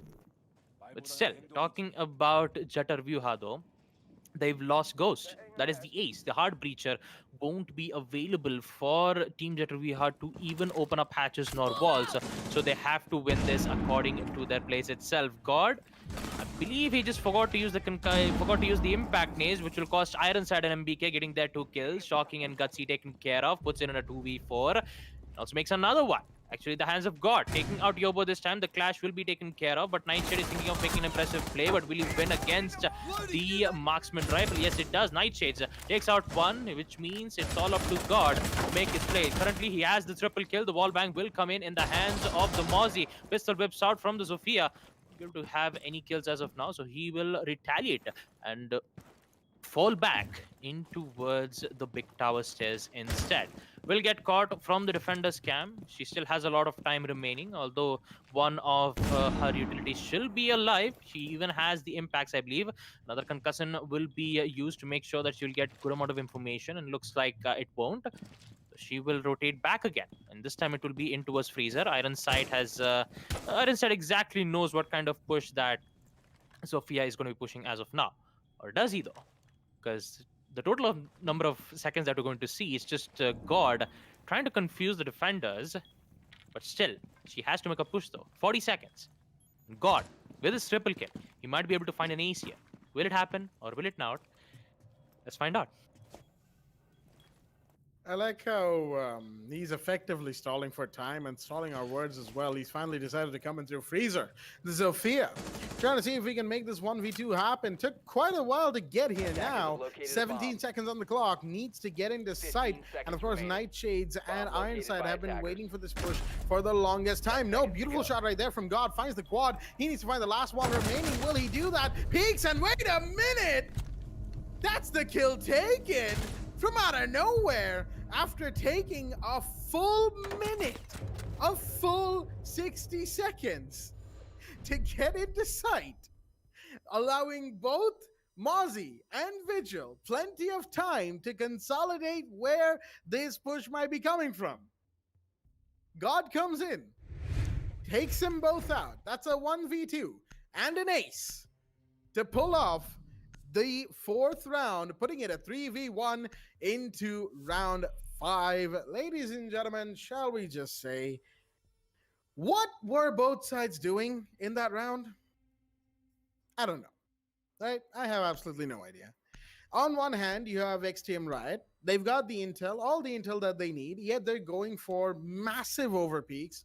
And sure, they won most of their gunfights, but they still lost too many bodies, one would argue, in the situation that they found themselves in due to overpeaking and bad positioning. On the other hand, Jiruvuya started losing bodies and couldn't stop hemorrhaging bodies quite literally due to a massive lack of intel. The drone economy, I would have to think, it was probably pretty bad in that last round. And all things considered, didn't exactly look too good in the previous rounds either, but we'll let that one slide because XTM Riot actually managed to take the round on second floor, even though JV was looking much better in that round than they were in the previous one. And then somehow God manages to come in and pull the round out. Yeah, I know, it's weird. Division 2, welcome to Division 2, I guess, even though it's the final day of this division. It is what it is. It's the Pro League, ladies and gentlemen. As round 5 will now go into action phase, we've got the same operators being selected for the most part by both sides. The runouts are being watched, of course, as Shawkin will take note of the fact that one of the windows appears to be broken towards that kitchen dining side, the showers corridor, if you will. And he's just switching between both nice and quickly because he knows that even if a runner does come out, he can cover both options without too much hassle. Plenty of cameras to break, though plenty of operators to find, as round 5 is just about getting underway. Triggered. Wait a minute, he wants to go for this peek. Will he find one? No, not quite. Repeaks and finishes off the kill. That's Gutsy down again. And that's the first body gone for JV. Well, with it, we will see Shocking slowly making his way in towards the shower's window to take out that Malusi's Banshee Terror, knowing that the side is on basement laundry.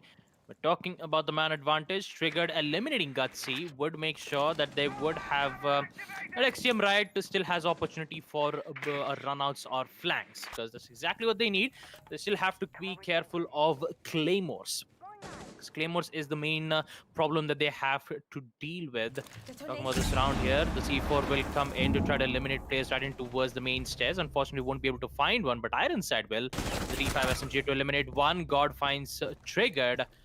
After Triggered taking out Gutsy right in towards that big tower. Although the refrag will come in late, we did get to see God making an ace. And the question is, will you be able to see him do it again? Ironside prepped and ready with the angle, sees the Zofia, but misses the shot yet again. Reloads the gun, decides to go aggressive. Does he have the idea? Yes, he does. Goes in for the pre-fire, but he will still not get the kill. And I believe that too much aggression would not be a good idea. So he will decide to continue his aggression elsewhere and get dead. Oh boy, he's going to take out Yobo. And also the Legion taken care of right in towards the attic where Ghost is. And whether XTM Riot is just 2 players remaining. MBK with 3 smokes and Nightshades with 3 pests. The 3 pests would have at least caught 1 or 2 drones, and each one of them gets caught. A normal drone, no Twitch shock drones as of now. That is going to ruin a bit of information game here for Team Jetter Vyuha. Talking about the number of kills that we are witnessing around here, God already got 2 kills, and so did Ghost. Looks like they are slowly making their way again. God with the triple kill eliminating one, and the Taurus gets the last one with it. Jetaruha will be able to win round 5, Basement Laundry. Now, I still remember, back in season 4, we used to talk about, JV not, performing well on map Oregon, the way how they've been, doing their attack coordinations and even on defense. We are seeing some good improvements though from Team Jetaruha in season 5. Their pushes are great. We did get to see we are getting to see Shokin and God making some good early kills. It looks like for XCM though, it's not the same to them. Although the last round will be on second floor kids with its MBK bringing in the OEA operator Oryx and also Yobo going for a 6-pick where he switches from the Kaid to the Cav. Very interested Attackers need and to also very locate excited to and see defuse whether bomb. if we might be able to see a interrogation coming in either with the Luizon, M13 or the Spas 15. But it's been a long time. I mean, last thing I remember, seeing Cav was, I believe, in a match where Flame Blame was playing as the Cav. A post-plan situation where he won a 1v3 situation. Not the one where, the cafe spot that I was talking about, Flame Blame, where, the the one which we do not 10 want to seconds talk remaining. about. Do you remember that? Zach? 5 You're gonna seconds have left to be before more insertion. specific. Do you mean the what was it? The 4-1 Attackers are comeback moving out in to season locate 2 a of the bomb first and league, or the No, Clash Jackal incident? yeah, the The Clash Clash Jackal Jackal incident. incident. Okay, Mhm. yeah. Yeah, I remember that one. That was a day and a half. You know, I still don't know how that worked. Still don't know why that worked, but it worked. I guess, It just works. as it does. Well, anyways, as we proceed to round 6, the side being on second for kids doms, we will see Shocking looking for flank watch. And also the attackers, especially Gutsy, really needs to be careful for some aggressive plays in the hands of Nightshads. Although Trigger will bring in the Legion, and Yobo will be the surprise pick, bringing in the Cav. The only question is, will you see him bringing in the M13 or the Spas 15? Although most of the players would prefer the Spas 15 because of how powerful the long range is. Although the Luizon used to be that powerful way back, having a total of 95 damage, now it's been reduced to 65 damage, in which it requires the Cav mains to have a good shot at the head itself. Talking about this round itself, it's a very slow and steady push from Jetaruha. They will, however, try to make sure that they will open up their walls, but God will continue creating havoc, taking out Triggered, puts it in a 5v4, and he wants to continue his aggression, but unfortunately it comes to a halt in the hands of an MP5K player, Ironside, in which it would try to sustain the aggression quite a bit. Looks like Yobo will try to hide in towards the big towers instead. Unfortunately, won't have any information, but Gutsy will take out Ironside with a good refrag right in towards the main entrance instead. So we will see Jetaruha having that man count advantage and also opening up the walls without dealing any aggressive plays coming in from the defenders. Although we're still waiting for Yobo to make his play too. Sees the head, doesn't get the shot. Will have to reload his weapon. Will he see a peek? No, it does not. He will fall back into a second floor kids. Talking about the way how Jetaruha is pushing as of now, it's not going to be that easy either. The Nomad air jabs will make sure that the push would not happen. And also the proximity wire will give away his position. A pre-fire should happen with the Luizon, in which he won't be able to get anyone as of now. But another push will make sure that the Spas 15 will give a good amount of damage. The push will come in from the Cav. The Type 89 will deal major damage instead. Doesn't see the player in towards the trophy room where Ghost appear out of nowhere. Picks out MBK and Yobo both at the same time. Will proceed to go for the plant, in which Nightshades will be the last man standing in towards second floor kids. Will be able to get the Nomad. Puts it in a 1v3. Gets another one. Taking out Taurus in towards the kids' window. But he still needs to find two more, and both of them are safely right outside, waiting for the Jaeger to make their play. Talking about Jaeger, though, he doesn't have any information, in which he will be talking about the number of HP he has to trade with. Total of 20 seconds left. He needs at least 6 seconds to go for a default plant, but unfortunately, Shocking is there to deliver a shock therapy to the team XCM Esports. Round 6 will go in the favor of Team Jetaruha. That will also conclude the first half, giving them a score of 5-1, which means that Team Jetaruha is 2 rounds away of winning this match against XTM Esports in a very good high round conversion rate. This is exactly what Jetter Vyuha requires and needs. But talking about XTM though, not looking too good, not looking good either. As we take a look at the scoreboard itself, we did get to see God, total of 10 kills, and also the ace that we did get to mention, 5 kills, plus the 5 early kills that we did get to witness. Most of the time, it was God doing the heavy lifting, and also, Shocking and Taurus, yes, basically doing God's work, as our admin did say. Talking about round 7, the site will be on second floor kids' dorms, and let's see whether XTM Esports can make this a comeback. Attackers need to locate and defuse as many bombs as they can. I think as this match goes on and as JV continues to take rounds, the actual chances of XTM Riot bringing this back are about as real as ghosts. And for anyone who's anyone, they know that ghosts don't exist.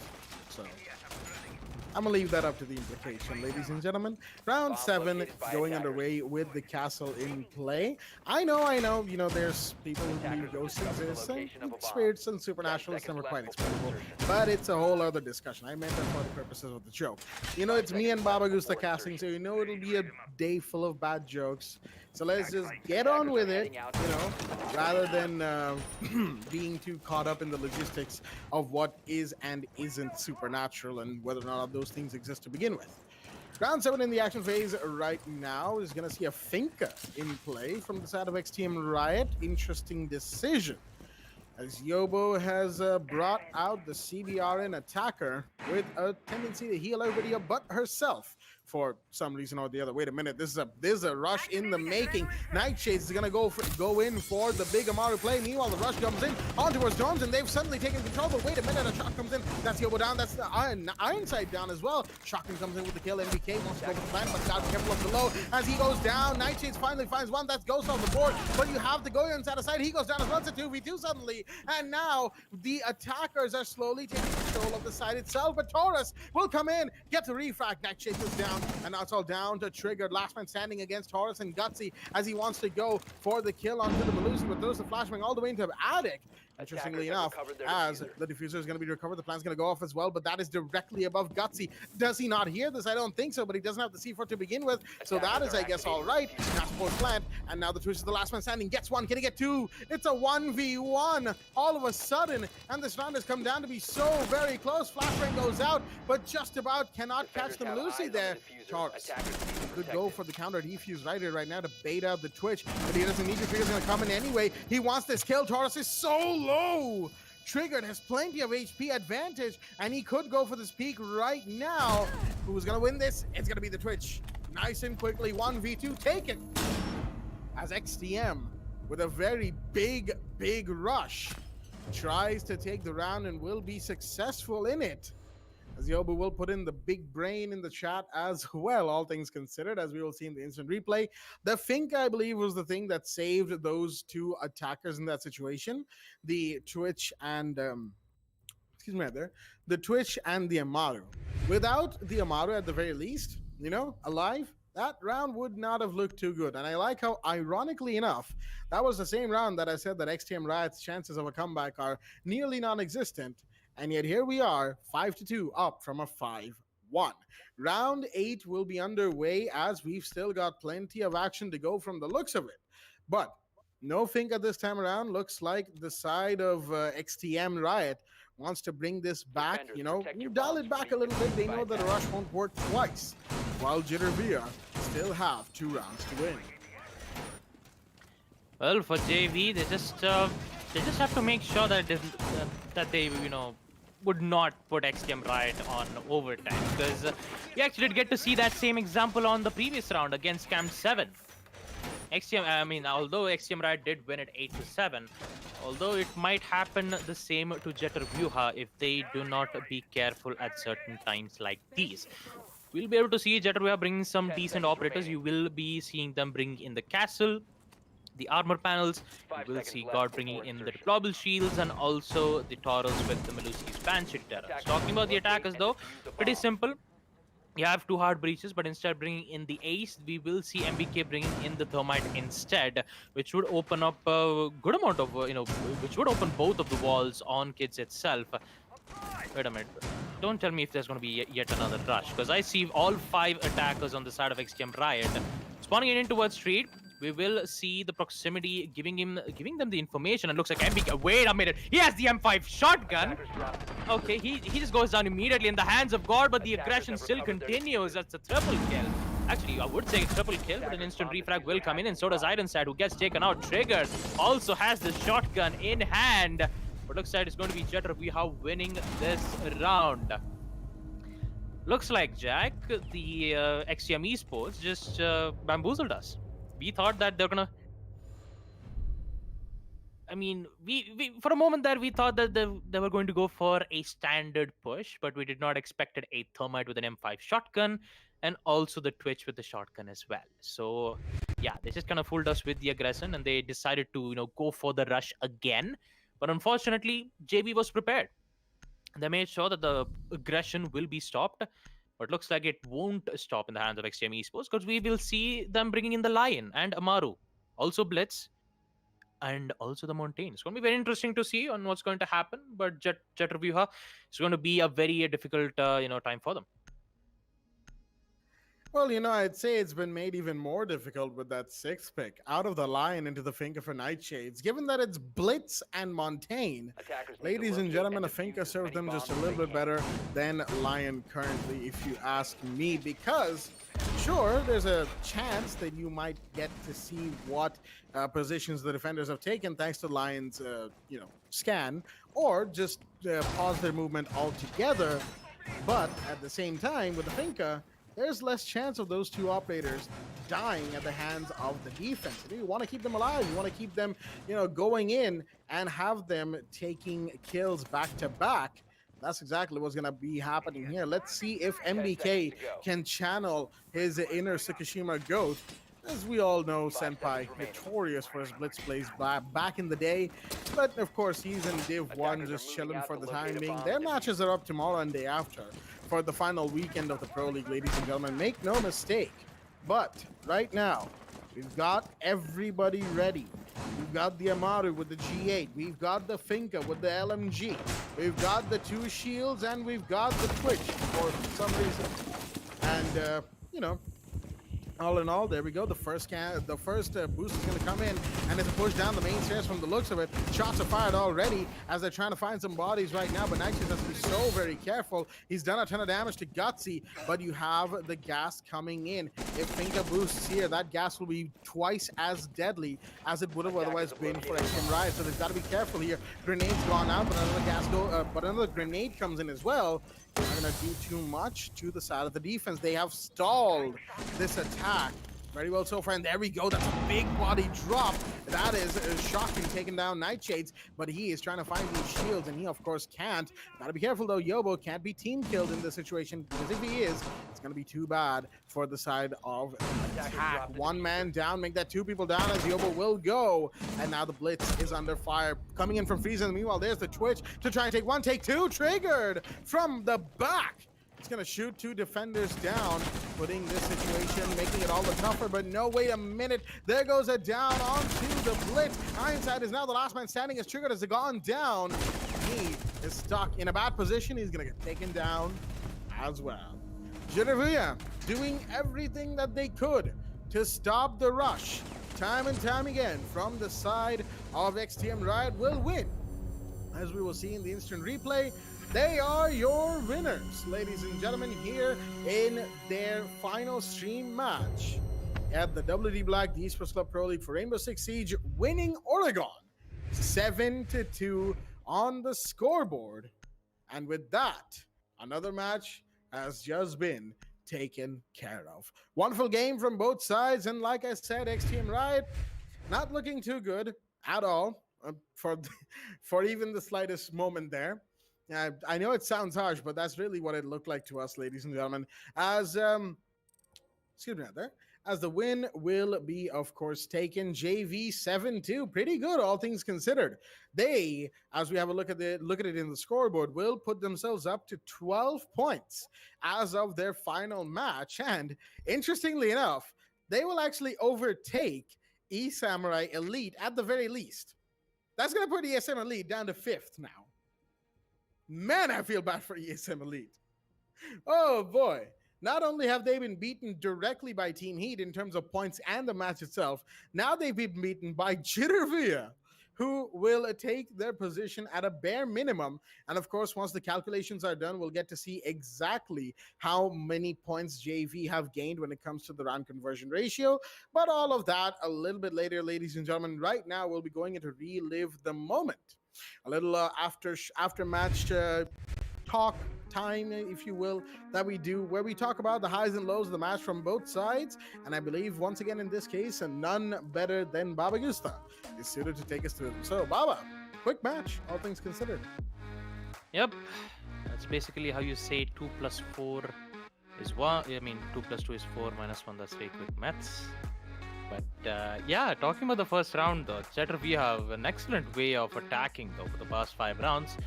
Although the same thing cannot be said to XTM when they were on defense. They only won second for Kids Doms in round 3.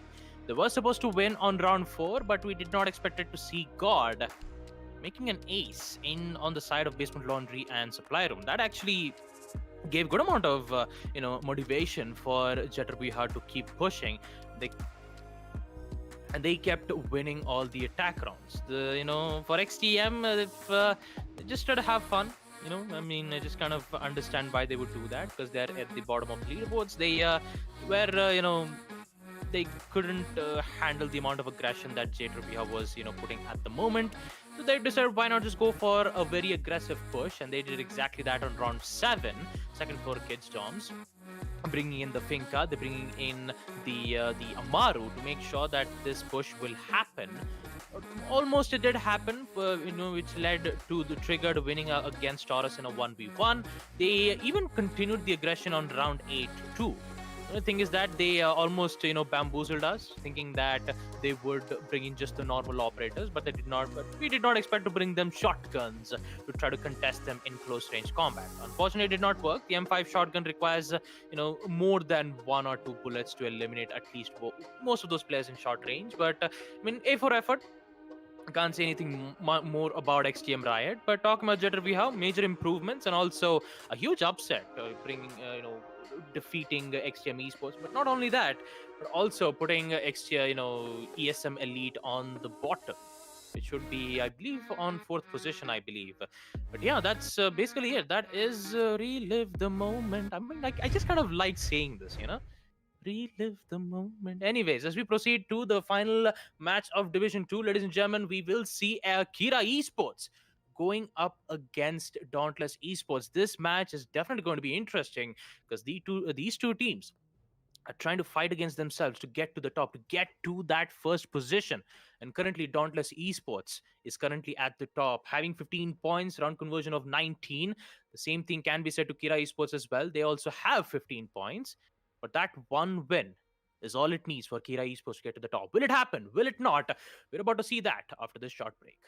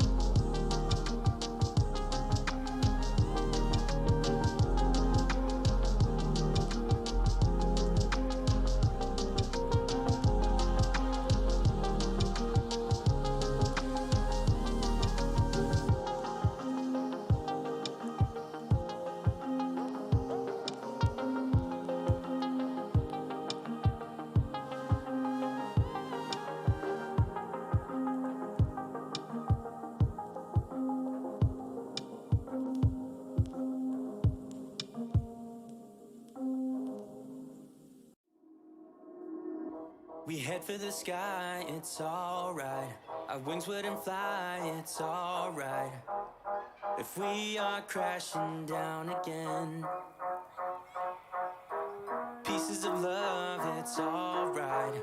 Scattered in mud, it's alright. You're giving me a lie again. And tell me what you want, this time I won't take it to the heart. Cause I know we won't make it out, I've heard it all before.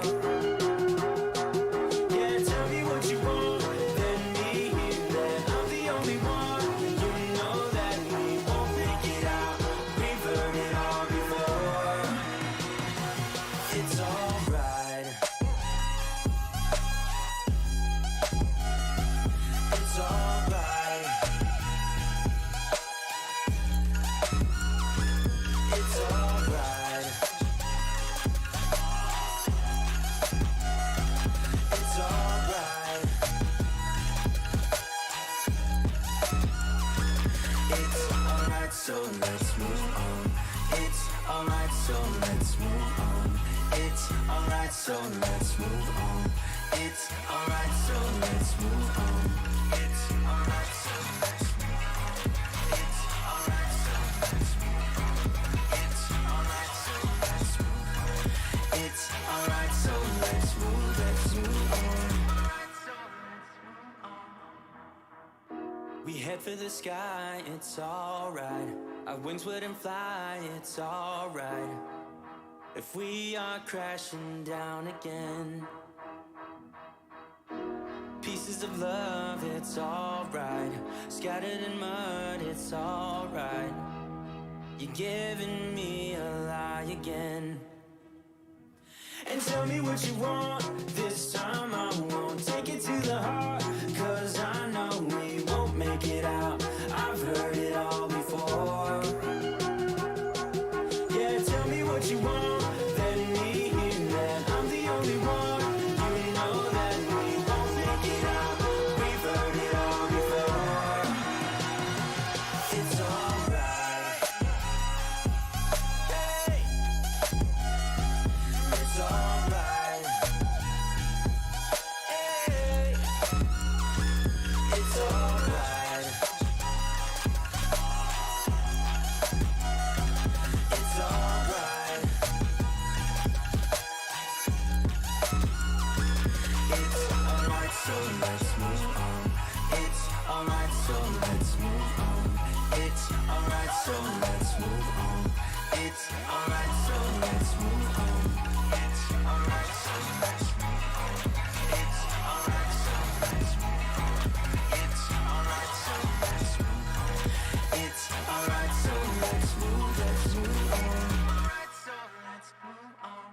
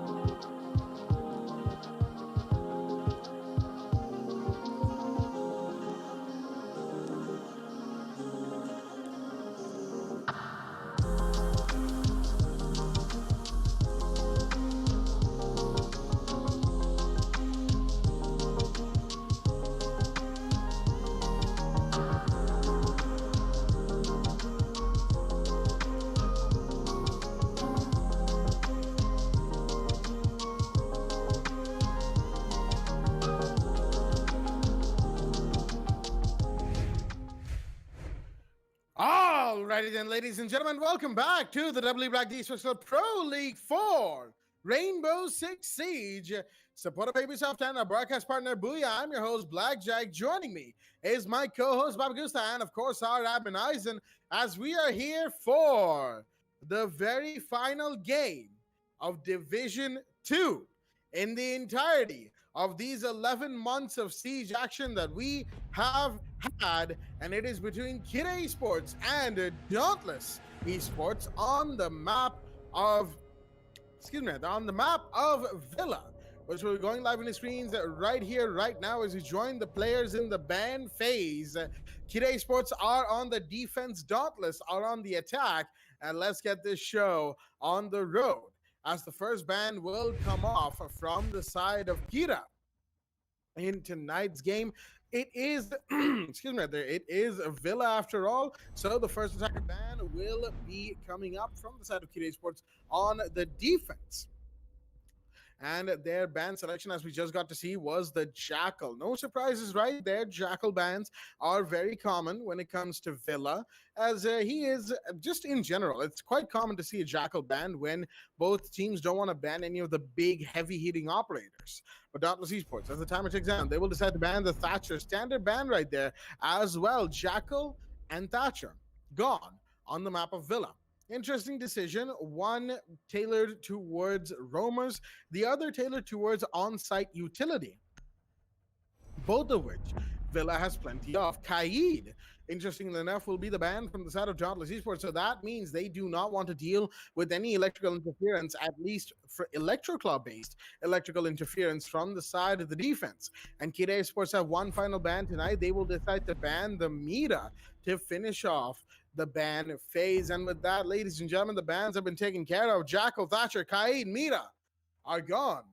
And we are going to be proceeding to the very first round of this game here and now, as both of these teams are fighting for that top spot in this division to finish it all off. Second floor aviator and games room will be the side of choice from the side of the defense, as Kid Esports are bringing in tonight Aturv, Deathhammer, Shinra, Rattler, and Envy. And from the side of Dauntless, we've got a Vidvi, Hussein, Triple, Dr. Kashi, and Sinking Donut. As round one will be underway, Hussein takes a 6th pick out of the Twitch into the IQ. And I've kept the man from the mic long enough. Babagusta, take it away. Thank you for that, Jack. The moment of waiting is now coming to an end. We would finally determine who's going to be in the top spot. Will it be Kira Esports taking the spot off from Dauntless Esports, or will they survive? And that map, we'll be able to see it in second floor aviator and games room. Very exciting match, and also a very intense match that we are going to be able to see, knowing that Kira Esports is fighting to get themselves to the top position. Talking about the operator picks, we will see Atharv bringing in the Ella, also the Vim bringing in the Melusi as well. Although we won't be able to see Rats coming in from the team as of now. Talking about Dauntless Esports, though, you still have Dr. Kashi, you have Hussein, a man who always makes a very good aggressive plays, and also makes sure that they'll be able to give the team as best kills as they could possibly find. But for now, action phase will proceed with the players spawning in towards the fountain. They will slowly make their way into a second floor master bedroom, and then they'll just make their way towards the vault, or maybe try to get the access in towards the laundry itself. Wouldn't say it's a lot of work, but still, they do what they have to do in order to make sure that and Jonas will come in to make sure if there's any particular players in towards the basement pantry. For now, they won't be able to see anything as of now. No roamers in the hands of Kira Esports. It's just going to be a normal, a very good hold, except for Rattler, though, because he's at a specific direction that I do not know of yet. Yeah, there you go. He's in towards the astronomy stairs, and he's just waiting for an opportunity. It might come knocking to his door. A good push. He might be able to see the head of the IQ. Doesn't get the shot, but he'll be able to get the down. Whips out the deagle to try to get the confirmation, but it's best to just fall back. A C4 will come in. Will it comes for the confirmation? Yes, it does. Hussein goes down in the early rounds, and so does Death Armor in the hands of Dr. Kashi. The doctor is here to give some medical assistance, but Rattler is here to deny it, taking out Dr. Kashi immediately. And with it will be a 3v4 favoring the side of Kira Esports. Rattler rattling the opposition out of existence here. Nautilus Esports is currently dealing some major damage, with Hussein and Dr. Kashi taking care of both of the frag operators and also the frag players. Now it's all down to these three players here. Sinking Donut, Avidwi, and Triple, knowing that Avidwi still has a total of 3 Selma breach charges to open up at least either on Vault or maybe try to push in into a landing. But we will see Rattler trying to be lucky around here, going for a push yet again into the astronomy stairs. If he gets one more, that means Kira Esports will cement themselves into getting this win. Atharv sees the opportunity but misses it. Will be forced to reposition himself back in towards the entryway of the study room. Another C4 will come in the hands of Kira Esports. Won't be able to get the kill, but a lot of damage has been exchanged in the hands of Rattler. He is providing a lot of damage and also disturbing the way how Dauntless Esports is pushing as of now. Talking about the time, it is 35 seconds. The push needs to happen. We'll see what's going to happen now. Not too much time remaining as Vidvi takes a bit of damage trying to enter into sight. That's all Dauntless have been trying to do. But the gas grenade, excuse me, will come and shut him down. Make it a 2v4. Envy takes that, finds the prone operator. Downs another. That's the Sophie off the board. Envy coming up strong as, of course, the final attacker will also go down. Triple will be taken care of by Atharv. The Ella shooting a lot of shots. Finally getting that kill taken care of. As Kira Esports will take round 1. And round 2 will be underway after a potential pause right here. Shinra seems to have disconnected, ladies and gentlemen. A little bit unfortunate, but no pause request has come out yet from the side of Kira Esports. That's very interesting right there. As a second floor trophy will be the side of choice. There we go. He's back. So they knew it was simply that little game issue that, this randomly sends people out of the lobby, and he will be back 6 picks out because he was AFK given the Tachanka, and he will be 6 picking into Goyo for trophy statutory room. Goyo, of course, one of those defenders who's in line for a big change this year, wherein he will no longer have his trusty deployable shield as the main gadget. It will only be the canister with the fuel tank that blows up. So, more versatile for sure, but not as big of an impediment to the attackers as it used to be. It'll definitely impact how the role he plays in the meta quite a bit. But of course, it's not coming with Operation Crimson Heist, so we can't exactly talk too much about it right now. We don't have our hands on it. No one does. It's not even in the TS. A note change is, which could potentially make its way to live servers, but of course we'll see if it does. Test server talk aside, round 1, good stuff from Kira. Fairly decent defense, not having too many issues outside of that one body lost, and that was to Dr. Kashi. So they've got to be careful of somebody making aggressive peeks and whatnot, but I would argue that Dauntless have to be careful of those aggressive peeks as well. Triple, the Nomad, has to be slightly more aware of his air jabs, plays them down and hold them, or ask somebody to hold those air jabs in case anybody decides to get the bright idea of flanking from that particular position. Again, flank watch is very important against Kira Esports. They like to go for late rotates. They like to go for late flanks. Even their roamers, should they be left alive until the end of the round, will try and go for a flank at a time where you wouldn't think anybody would be going for a flank, especially if they have the man advantage. That is a very, very vital piece of information right there against Kira Esports. Never let them have man advantage. Try to cripple them. Always try to make sure that they do not get away with too many bodies alive when you're trying to execute your push into sight. That is Kira Esports' defense relies on those things, as Envy, no, bad peek right there, as he will get taken down by Triple, who will find a good first kill. That's a good one right there from Triple. All he had to do was hold the angle, and it eventually paid dividend. Even though, he kind of had to re-peek that one to actually get the kill. Regardless, first kill taken, the smoke of the board at the minute 30 mark. Already an unfavorable positioning here from Kira Esports. Losing envy right in towards the astronomy will force one of the player to go back into that specific spot. Although this will not stop Dauntless Esports from pushing towards the side, and looks like they will find yet another one. That is Rattler taken care of in the hands of Hussein and Death Armor.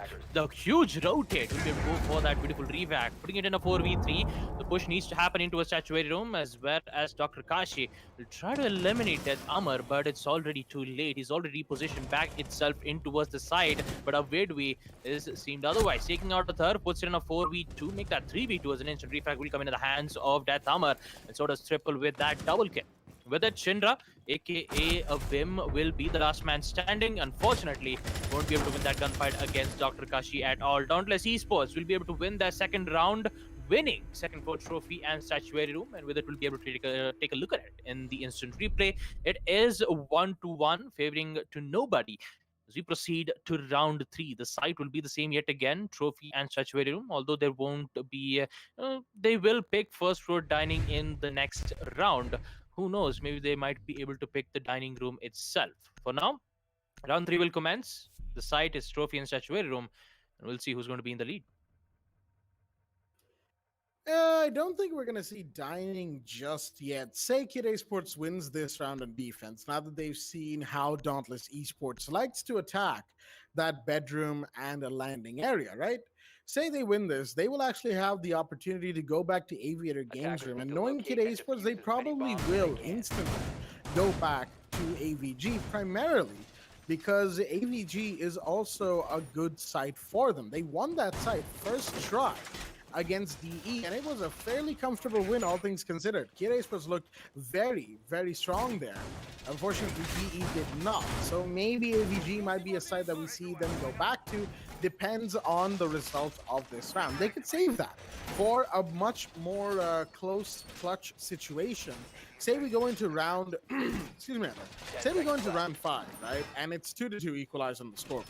Because Dauntless Esports managed to take this round, Kid Esports manages to take a round and dying. Then we might see them go back to AVG rather than attempt Trophy Statuary again, because that's a site that they've won, and they can safely afford to take the lead then and there. That way, they allow themselves one more round to take a lead. If they aren't able to make it 4-2, at least it's 3-3 when they go into attack. And Kita's attack on Villa is nothing to be laughed at, ladies and gentlemen. That is for sure. Interesting decision by Rattler right there to reinforce off the pantry wall. The reinforced wall on the pantry stairs, that is the soft wall. And, you know, there are pushes that go through pantry, especially when it comes to roam clear for the set of trophy statuary. That's why Deathamer is all the way down on basement right now towards the wine cellars area, primarily because he knows he cannot be on first floor until he has some sort of confirmation that the attackers are in fact pushing that region. Shinra of him got to be careful of the 90 hold that he was trying to do right there. He's going to just fall back nice and quickly towards side. He is the Goyo after all, and the vector in a clutch situation is always good to have. Excuse me. Is always good to have, if you will, in this situation. But right now, not too much action compared to the last couple of rounds.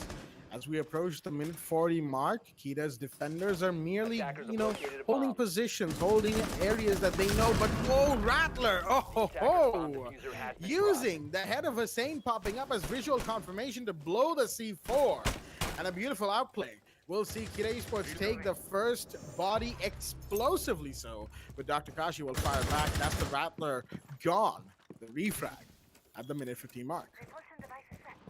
Already with the explosions happening from both these teams, now they just have to figure their way into getting into the building. And talking about it, we will see Death Armor slowly making his way right into towards the kitchen and go back from the astronomy stairs. They still have a lot of time.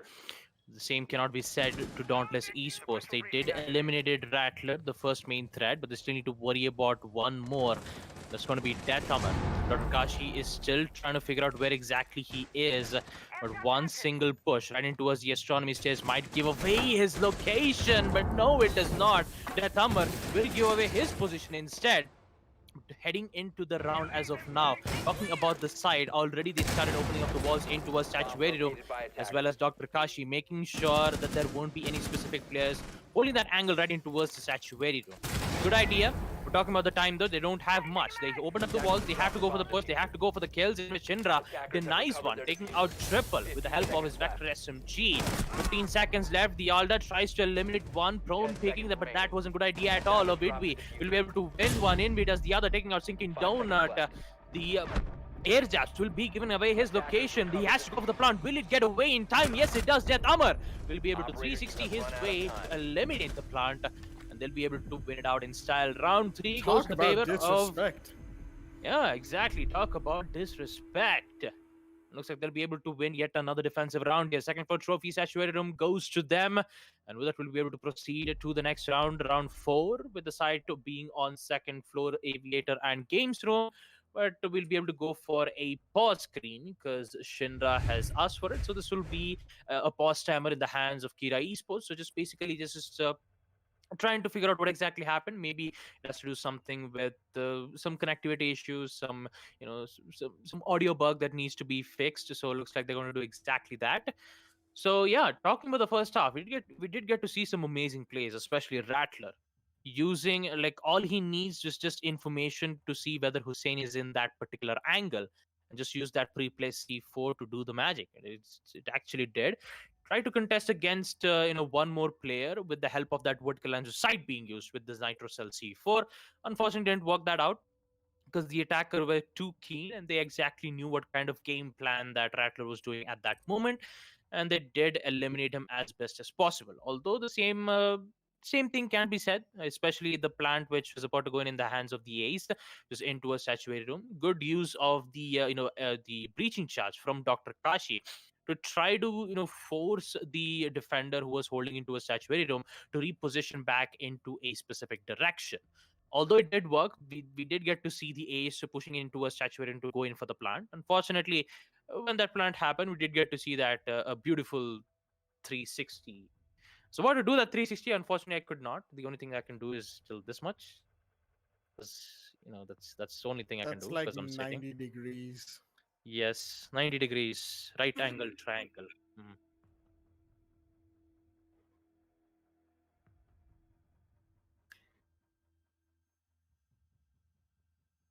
Yeah, I guess. I guess. Yeah, yeah. Yeah. I mean, I would have gone acute angle or obtuse angle, but right angle is the way to do it. So, I guess you could say it's the right way to do it.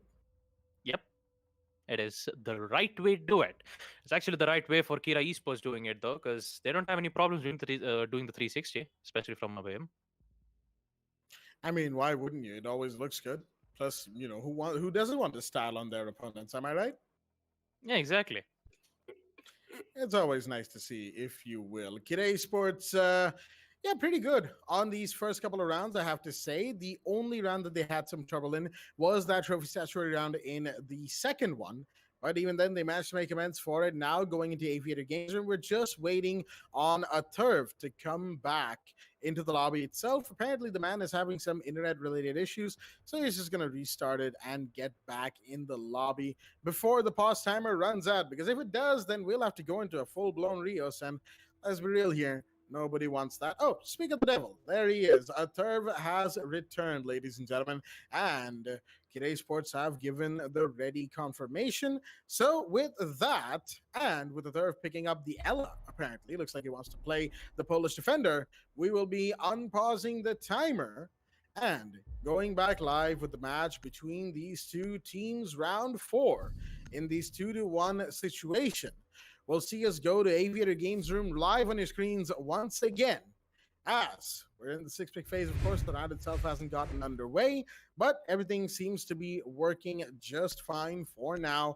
Again, we're only waiting on the round to start nice and quickly. No 6-picks, interestingly enough, from either side. No bamboozle attempts, if you will. As many bombs as they can. As we will just see round 4 go forward with a fairly standard operator loadout, I should say.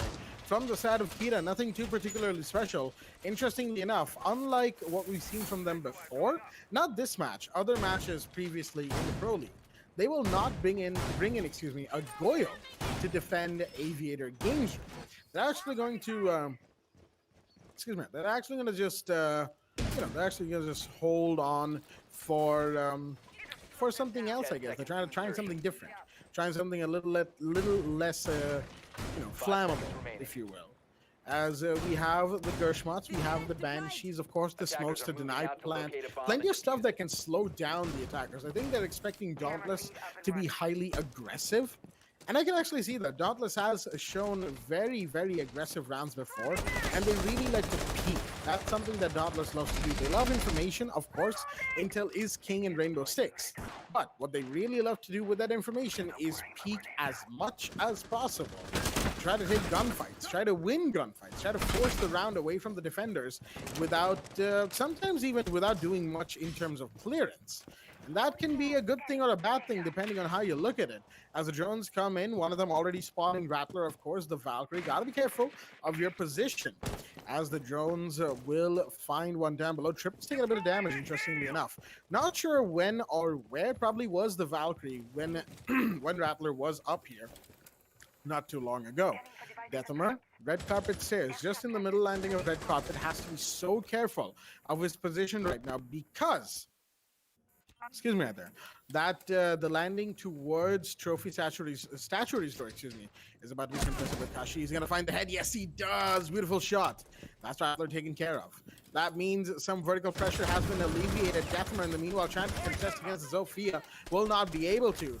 Is now watching the hallway below just to make sure that he doesn't get found from the lower angle. Shinra, in the meanwhile, is going to come back and fire onto Hussein. A bit of retaliation taken from 90 hallway, it seems. And he wants more. He's peeking, opening up the soft wall in between. That's the Fox window entry wall, mind you. That's been opened up ever so slightly to give him a little angle, a little line of sight as an Ash charge comes in to try and force him out of that position. Dr. Kashi taking care of barbed wire. He's still got one more to go as Sinking Donut holds this long angle just a little bit more. But he's got triple for support, but Deathmer comes in from the other side to try and bamboozle the attackers who are currently just waiting on this position. But no, the pre-fire giving away his position will give away his kill to Shinra, who takes it gleefully. And now Vidwi is low on HP, trying to fight as well. Will he get one? Not quite. Shinra's C4 finds one. And there goes the smoke. SMG-11 takes one and gets taken down. Envy taken down by Sinking Donut. That's the refrag. But the issue is Sinking is now the only one remaining on this Dauntless Esports ship that is also, sinking, if you will, for this round itself. He's just trying to find a defender or two, maybe even pull off a 1v3. Doesn't have too much time, mind you. As 15 seconds are on the clock, he will be pressed for the most precious resource in this situation, time.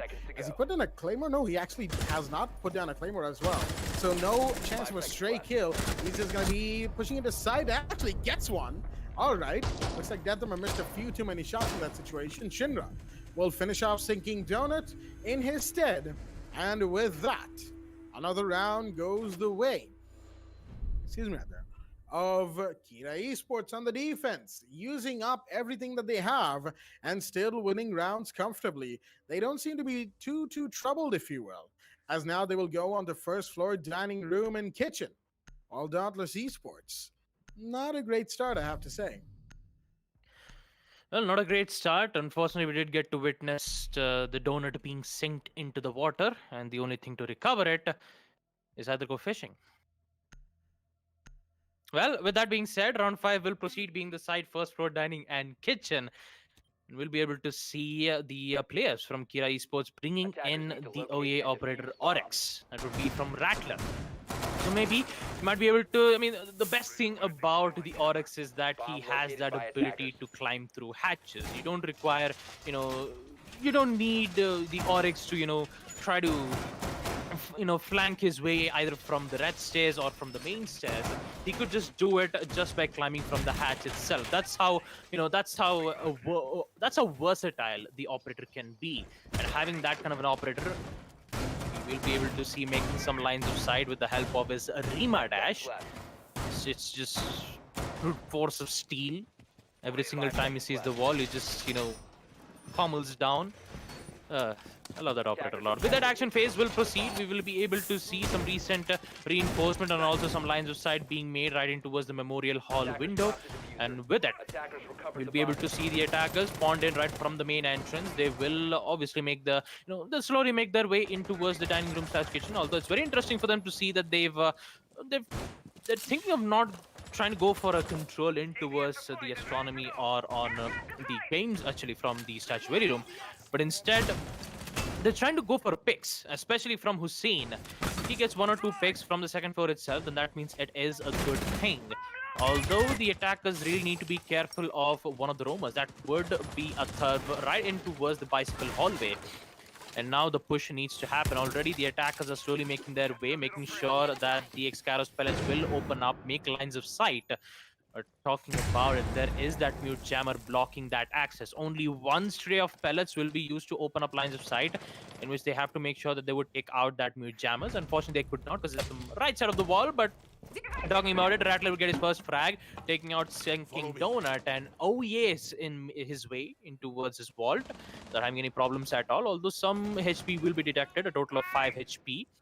Shouldn't be that much a problem, but Shinra needs to be careful around because the attackers are slowly making their way. The smokes will make sure that they wouldn't go for a push in towards that pantry stairs. Talking about time, 1 minute and 30 seconds left.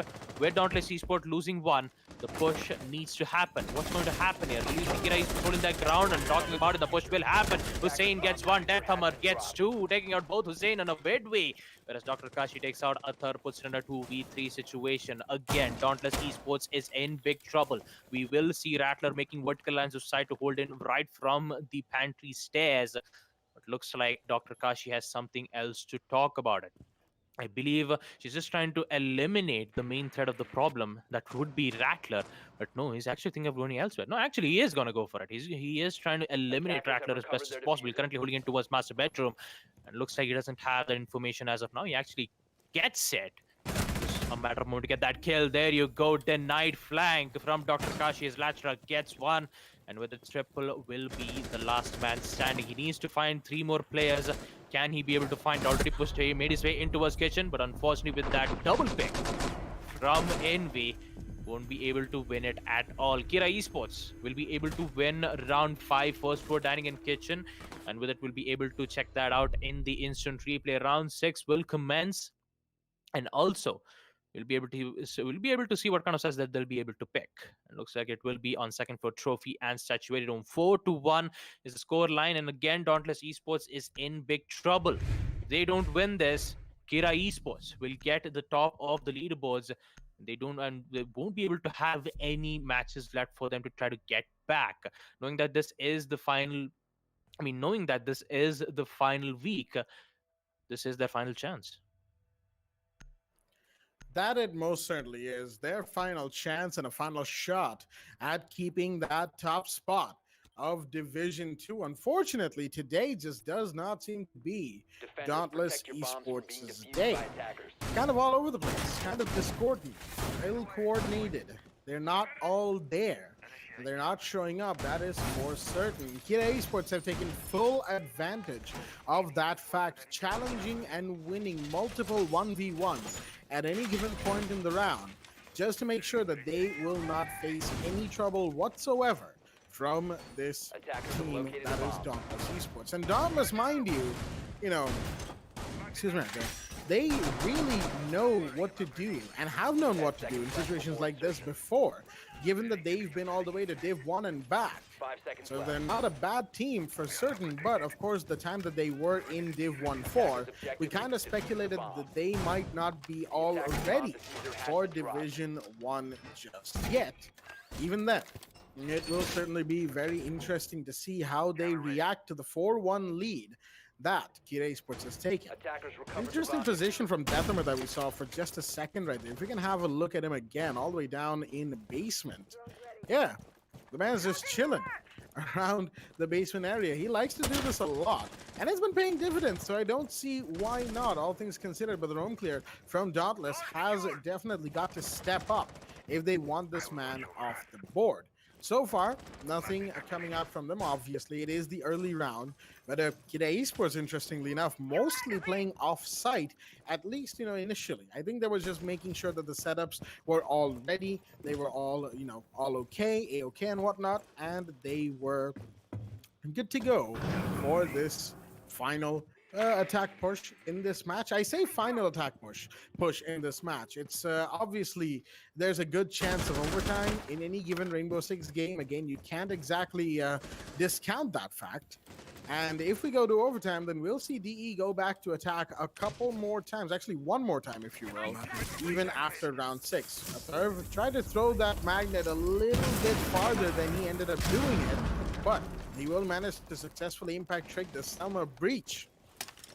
And slowly but surely, I believe we're all seeing a little issue with Ace. That is, his summer breaches are very easily trickable by the impact grenades, right? Don't know how that's going to figure into his future as an operator in this competitive esport, but of course, that is for later. Seeing as it's some easy tech, I don't think anything's going to be changed. It's just a good little counterplay at the cost of utility for both sides. Gore Shield gets popped. That's from Shinra right there. Some cross angles are being established. Deathmar's got to be careful right now, but Asane coming up Astro Stairs had to be careful of the barbed wire. That's going to give away his position. Mathurv watching down below on the red carpet is not going to see him, however, because he's gone all the way. Hussein, that is gone all the way around, but Dr. Kashi comes around to find Rattler. Big drop at the 40-second mark. Well, it's all come down to this 40 seconds. Dauntless Esports for the push, and looks like they'll be able to find 2 players on the side of Kira Esports. Envy and Rattler, both of the SAS operators gone.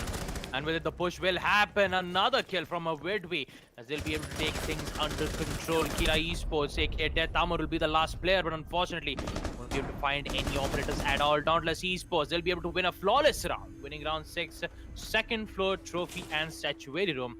That would conclude the first half, having a total score of 2-4 in favor of Kira Esports. With it, we'll be able to see Kira Esports on attack in the second half. And with that, we'll be able to see Dauntless Esports defending second floor, Aviator, and Games Room with the same operators, with the Hussein picking up the Valkyrie, and also with the normal picks coming in from both these teams. So we'll proceed to round 7. Very intense game going around here. A very flawless win coming in from Dauntless Esports, winning round 6, and also on round 2. It was a bit of a messy round in the second round, but in 6th round they didn't have any problems dealing with the pushes of Kira Esports. Good plays coming in from both the teams. But who knows, maybe in the second half, something great might happen. We might be able to see Dauntless Esports putting them back in the equalizing round, put themselves back in 4-4, knowing that they are on defense.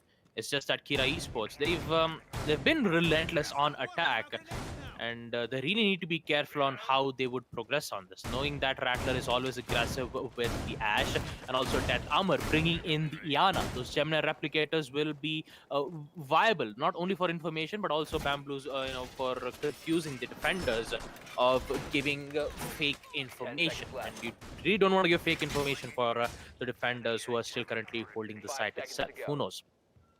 As we proceed to the action phase, we'll be able to see Triple reinforcing the walls of Sanctuary Room and also place his Vulcan Shield right from the entrance of the second floor master bedroom.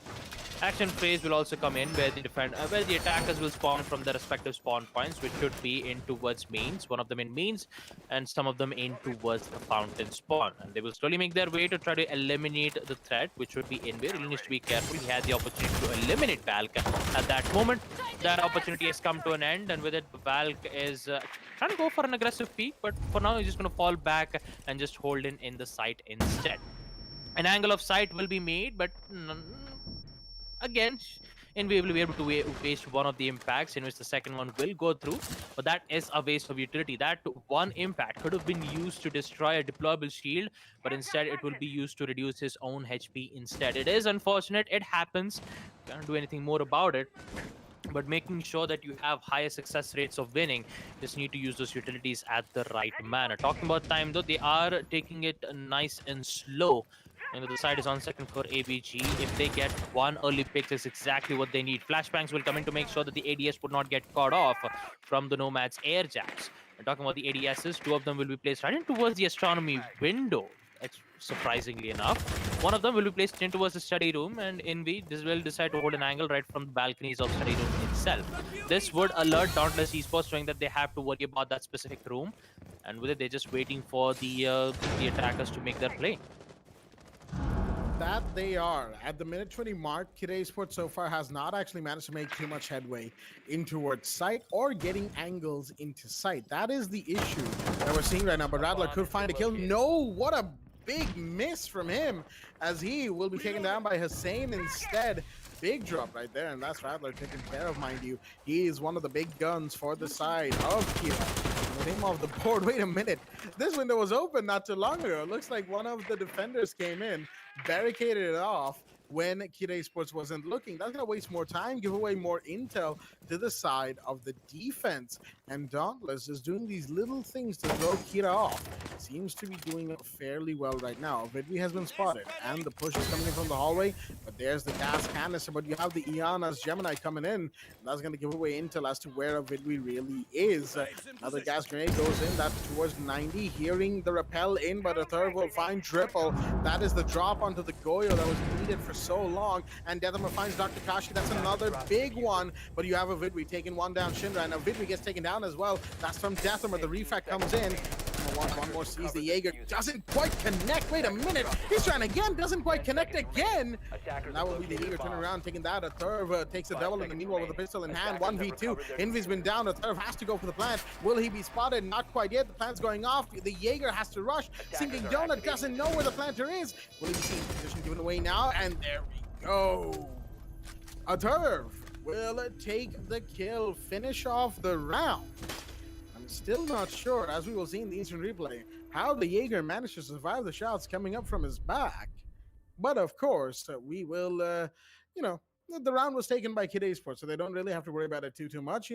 Maybe coming back in a VOD review later on, whenever they play next, or maybe even in a practice match later, they'll find out what happened. Maybe it was just shots to the back instead of the head like it looked.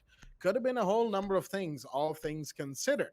As Aviator Games Room will be the side of choice going into round 8, Kid Esports. 1 round away from match point, and Dauntless 4 rounds away from match point.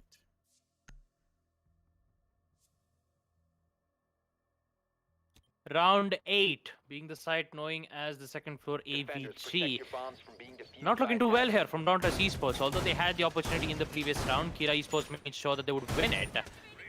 And looks like with the amount of utilities that they placed, and also some major mistakes being made from Envy, they will try to win it out. And also, most of the guys must have been wondering, why didn't Zofia withstand?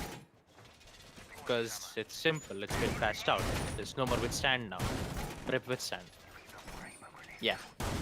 I mean, even if withstand was still available, that would have still been a 2v1 situation. Although I'm very glad that Athar actually did win that 1v1 gunfight against them, making sure that they would force themselves in a post-plan situation, and looks like it did work out well in the end. In round 8, Dauntless Esports again. They're not in a good good points at of now. They still need to win 3 more rounds of defense, and looks like Kira Esports already won one of their attack rounds. Looks like they want to continue. They just want to continue their their aggressive push. They want to dominate. They want to make sure that they are the kings of the attack phase in map Villa. And looks like it will be a very difficult task for Dauntless Esports to be defending on the side, particularly the same side that they are going in the previous round. Talking about Envy though, he will make himself holding an angle right in towards the trophy entrance window. There is 2 of the players, one in towards trophy and also the second in towards the landing zone, in which Envy will try to hold an angle. He actually did see the Jaeger. Decides to go for the pre-fire, but he doesn't have that information as of now. He will relocate back himself in towards the red stairs, and with the Kira Esports will have that information, knowing that it would be best to push in towards the statue and trophy room. The Ashes breaching charge will come in to take out some viable information, and with it, there's still they're still worried.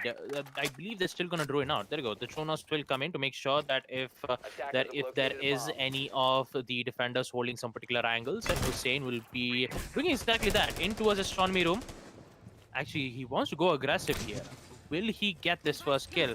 Actually, no, it does not. But that C4 will. Does it connect? No, it does not. But does it take out the Nomad's air jab is the biggest question. It will make that vertical lance try to eliminate a Tharv in the process. But the attackers really needs to be careful on focusing on the objective as of now. They already wasted a lot of time. The A minute and attackers' 11 bomb seconds diffuser left for has them to been make their dropped. play. The diffuser has been dropped right in from the statuary entrance. Oh boy, not good. Not good have at recovered their all. diffuser. If one of the attackers do try to recover that diffuser and head in towards the statuary door, it means that the bait from Hussein will work out. That Thomas Gemini replicator will come in to give them information, and Hussein sees the ash but didn't decide to shoot it. The opportunity will go down. He decides to go for that pre-fire, and he will get exactly that. A Attackers beautiful recovered the bomb wait diffuser. with the help of the information being given here. All he had to do was just ping with the help of that Valkyrie cams, in which he will do exactly that. 35 seconds left for them to make a play. Kira Esports desperately waiting for an opportunity, and looks like Hussein is going to shatter their dreams. An instant refrag will come in the hands of Envy, putting it in a 5v3 situation. Death Hammer will be able to take out triple, put it in a 4v3. A sinking donut doesn't see the play right from the 90s angle, 15 as they will seconds slowly remaining. make their way in towards a specific spot. They have control on the side, but doesn't have the diffuser in hand. They have to recover the diffuser, in which they only have 8 seconds left to do it. Death Hammer with a triple kill, and with it, Hussein will be the last player standing. All he has to do is just waste time. They have the information. They have to go for the push, and looks like Hussein won't be able to do anything after all. What a great attempt. I do have to admit, Countless Esports, especially Hussein, who made all of that work, gets a triple kill. He even, the team even went in for that revive, but it could not happen because of sinking donut, not being aware of that 90s angle push. Let the win for Kira Esports. With it, we'll be able to see them put it in a round score of 6-2, match point for them. And with it, the next side for Dauntless Esports to be defending will be none other than First for Dining and Kitchen. You know, I have to say the way the way that Hussein played that round was pretty much perfect for like 90% of the round.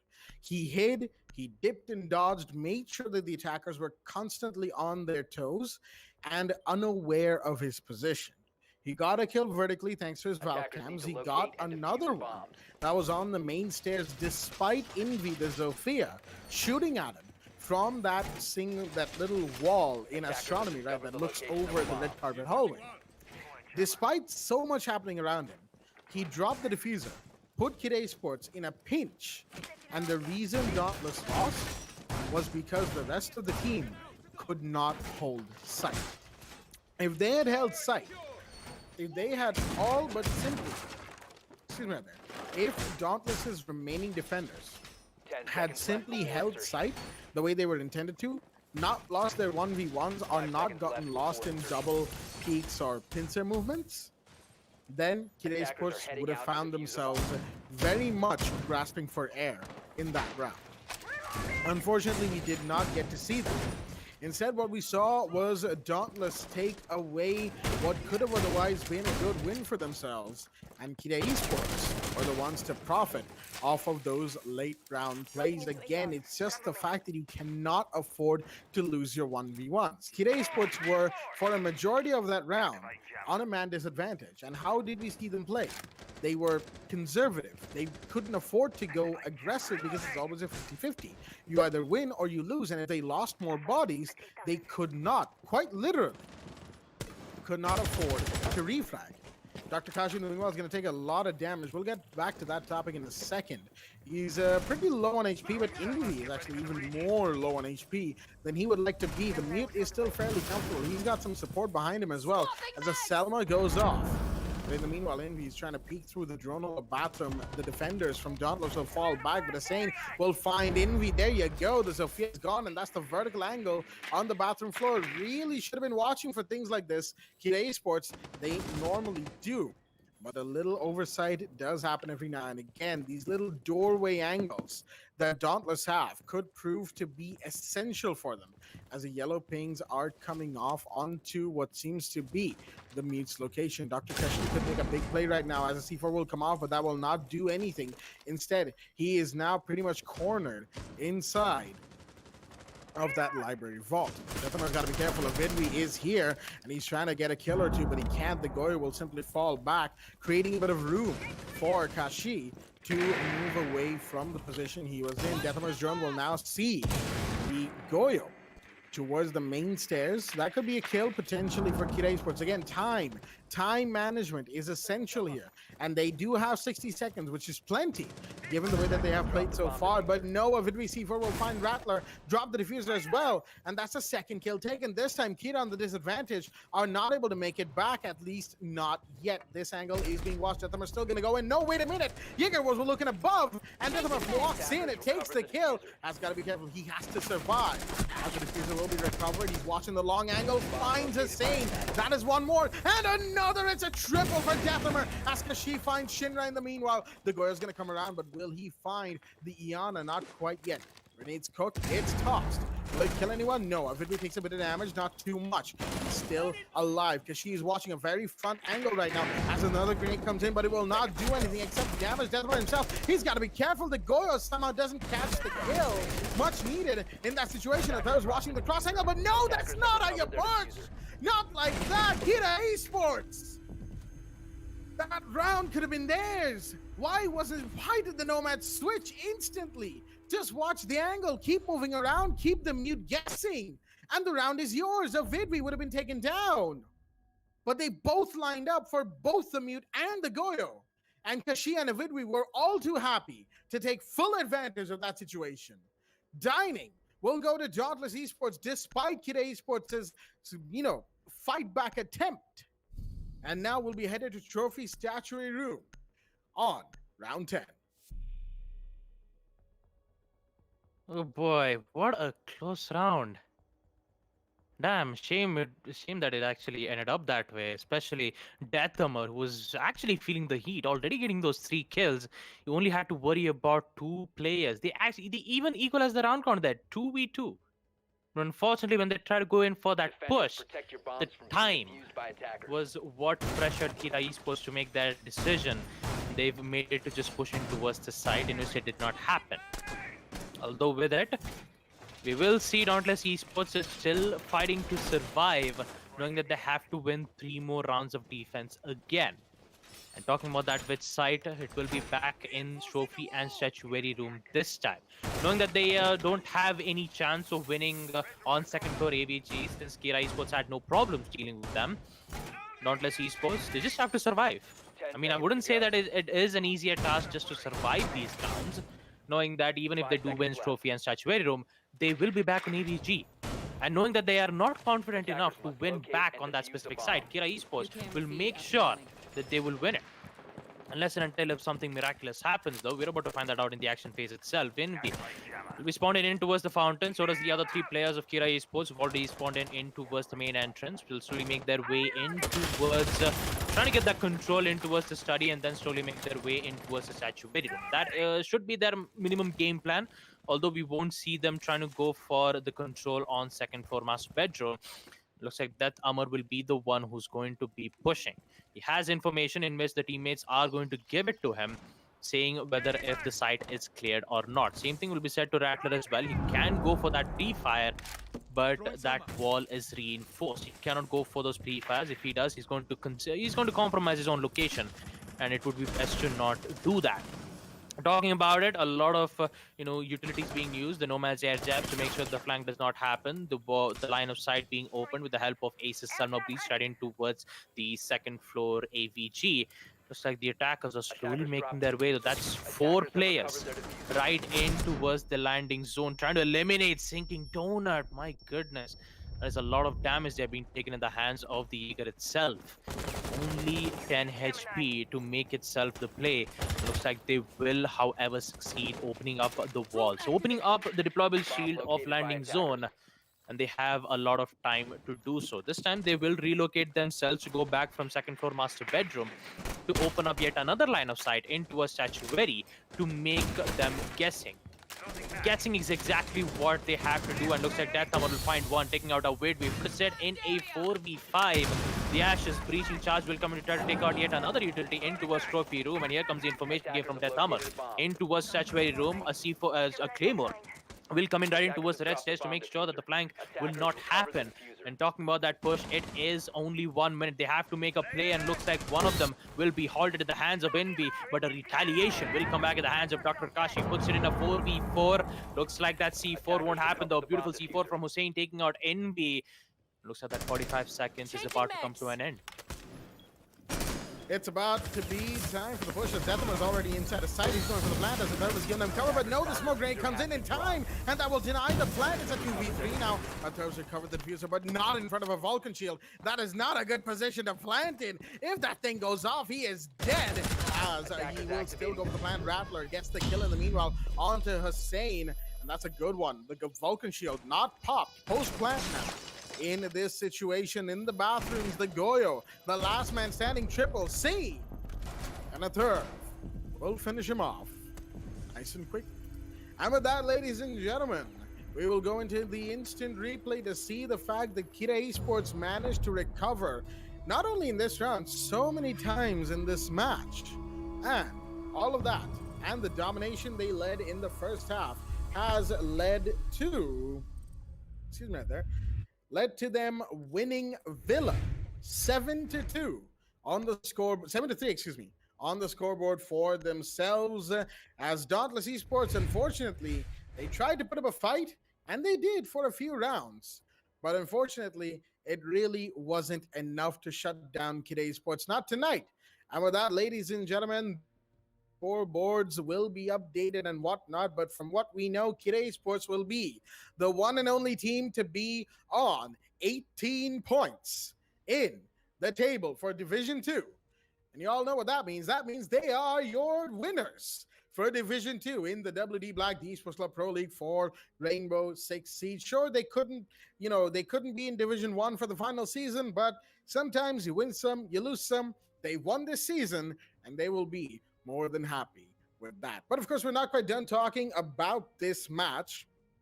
We'll be going into this post-match talk time that we do, which is called Relive the Moment, which Baba likes to sing quite a bit, if you will.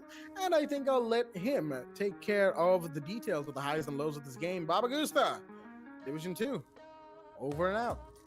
Yep, that was a really good division that I have to talk about it. Absolutely. I mean, talking about the entire teams here, we actually did see ESM Elite making wonderful plays, and also Jetter Vyuha making their good comeback, especially the way how the team was coordinating. It wasn't going out quite well in Season 4, but in Season 5, they did prove their worth. There were some great plays, great mistakes, and also some huge upsets coming in from these teams in Division 2. It is very sad to say that Division 2 is coming to an end with Kira Esports being on the top. Congratulations to them. They will make sure that to show that they are the best in Division 2 as of now. And talking about this match, oh boy, Dauntless Esports, man, damn, they gave it their all. They made sure that they would make some impressive plays, especially on attack, to try to eliminate the main threat of the problem, especially Rattler, Deathammer. Rattler being so, dominating and so fearsome in the early rounds itself, basically showing Dauntless Esports who's the boss. Using the C4 to give information, getting that C4 kills, and also having that early kill advantage. It's always what Rattler specializes in. And also Death Armor. Oh boy, the amount of plays that he makes is absolutely ridiculous, man. 3 kills, 4 kills. We actually did get to see that 3K opportunity right from round 9, First Botanic and Kitchen, where that round should have been theirs. But that pressure, knowing that they only had 10 seconds to make their push, they had to push themselves. They had to force themselves to get in towards the side. But unfortunately, it was just a trap which it didn't work out well in their favor. Although Dauntless Esports, especially in their attack phases, I wouldn't say it could have done better. They did give it their best. They actually tried to eliminate the roamers first. But unfortunately, when it comes to the gunfight times, they could not, however, try to get that early kill advantage. It was always Kira Esports who had that early kill. Although there was only some rounds, which was on round 3 and round 5, where they had it. But yeah, that's basically that that was more they could have done at that moment. Even if they did eliminate Rattler, that Amar was still alive. He was still posing a threat for Dauntless Esports. That whenever if they do make a mistake, if they do try to rotate, if they do try to go for a flank, he would always be there to deny it. He would always be there to make sure that Kira Esports wouldn't get caught out on certain situations like this. That's why you get to see Kira Esports being very dominant. And that's how powerful Kira Esports is. I mean, talking about this entire season though, like I would love to see Kira Esports being on Division One, but unfortunately, the they didn't get any more chances. But hey, I mean, good for them. At least they are, however, be in the top of the position there, first position in Division Two. Congratulations to them. And for now, we're just gonna have to end the stream here itself, and also say goodbye to Division 2 in Season 5. What a good run we had, but we still have much more divisions to go, ladies and gentlemen. We still have Division 1 matches to go, and I'm very excited to see how well it's going to go down. So for now, I'm gonna end the stream here. This is gonna be me, Baba Gusta, with my co-caster Blackjack and our admin Eisen. As we're gonna see you guys in tomorrow's stream. Until then, good night, take care, and see you guys tomorrow.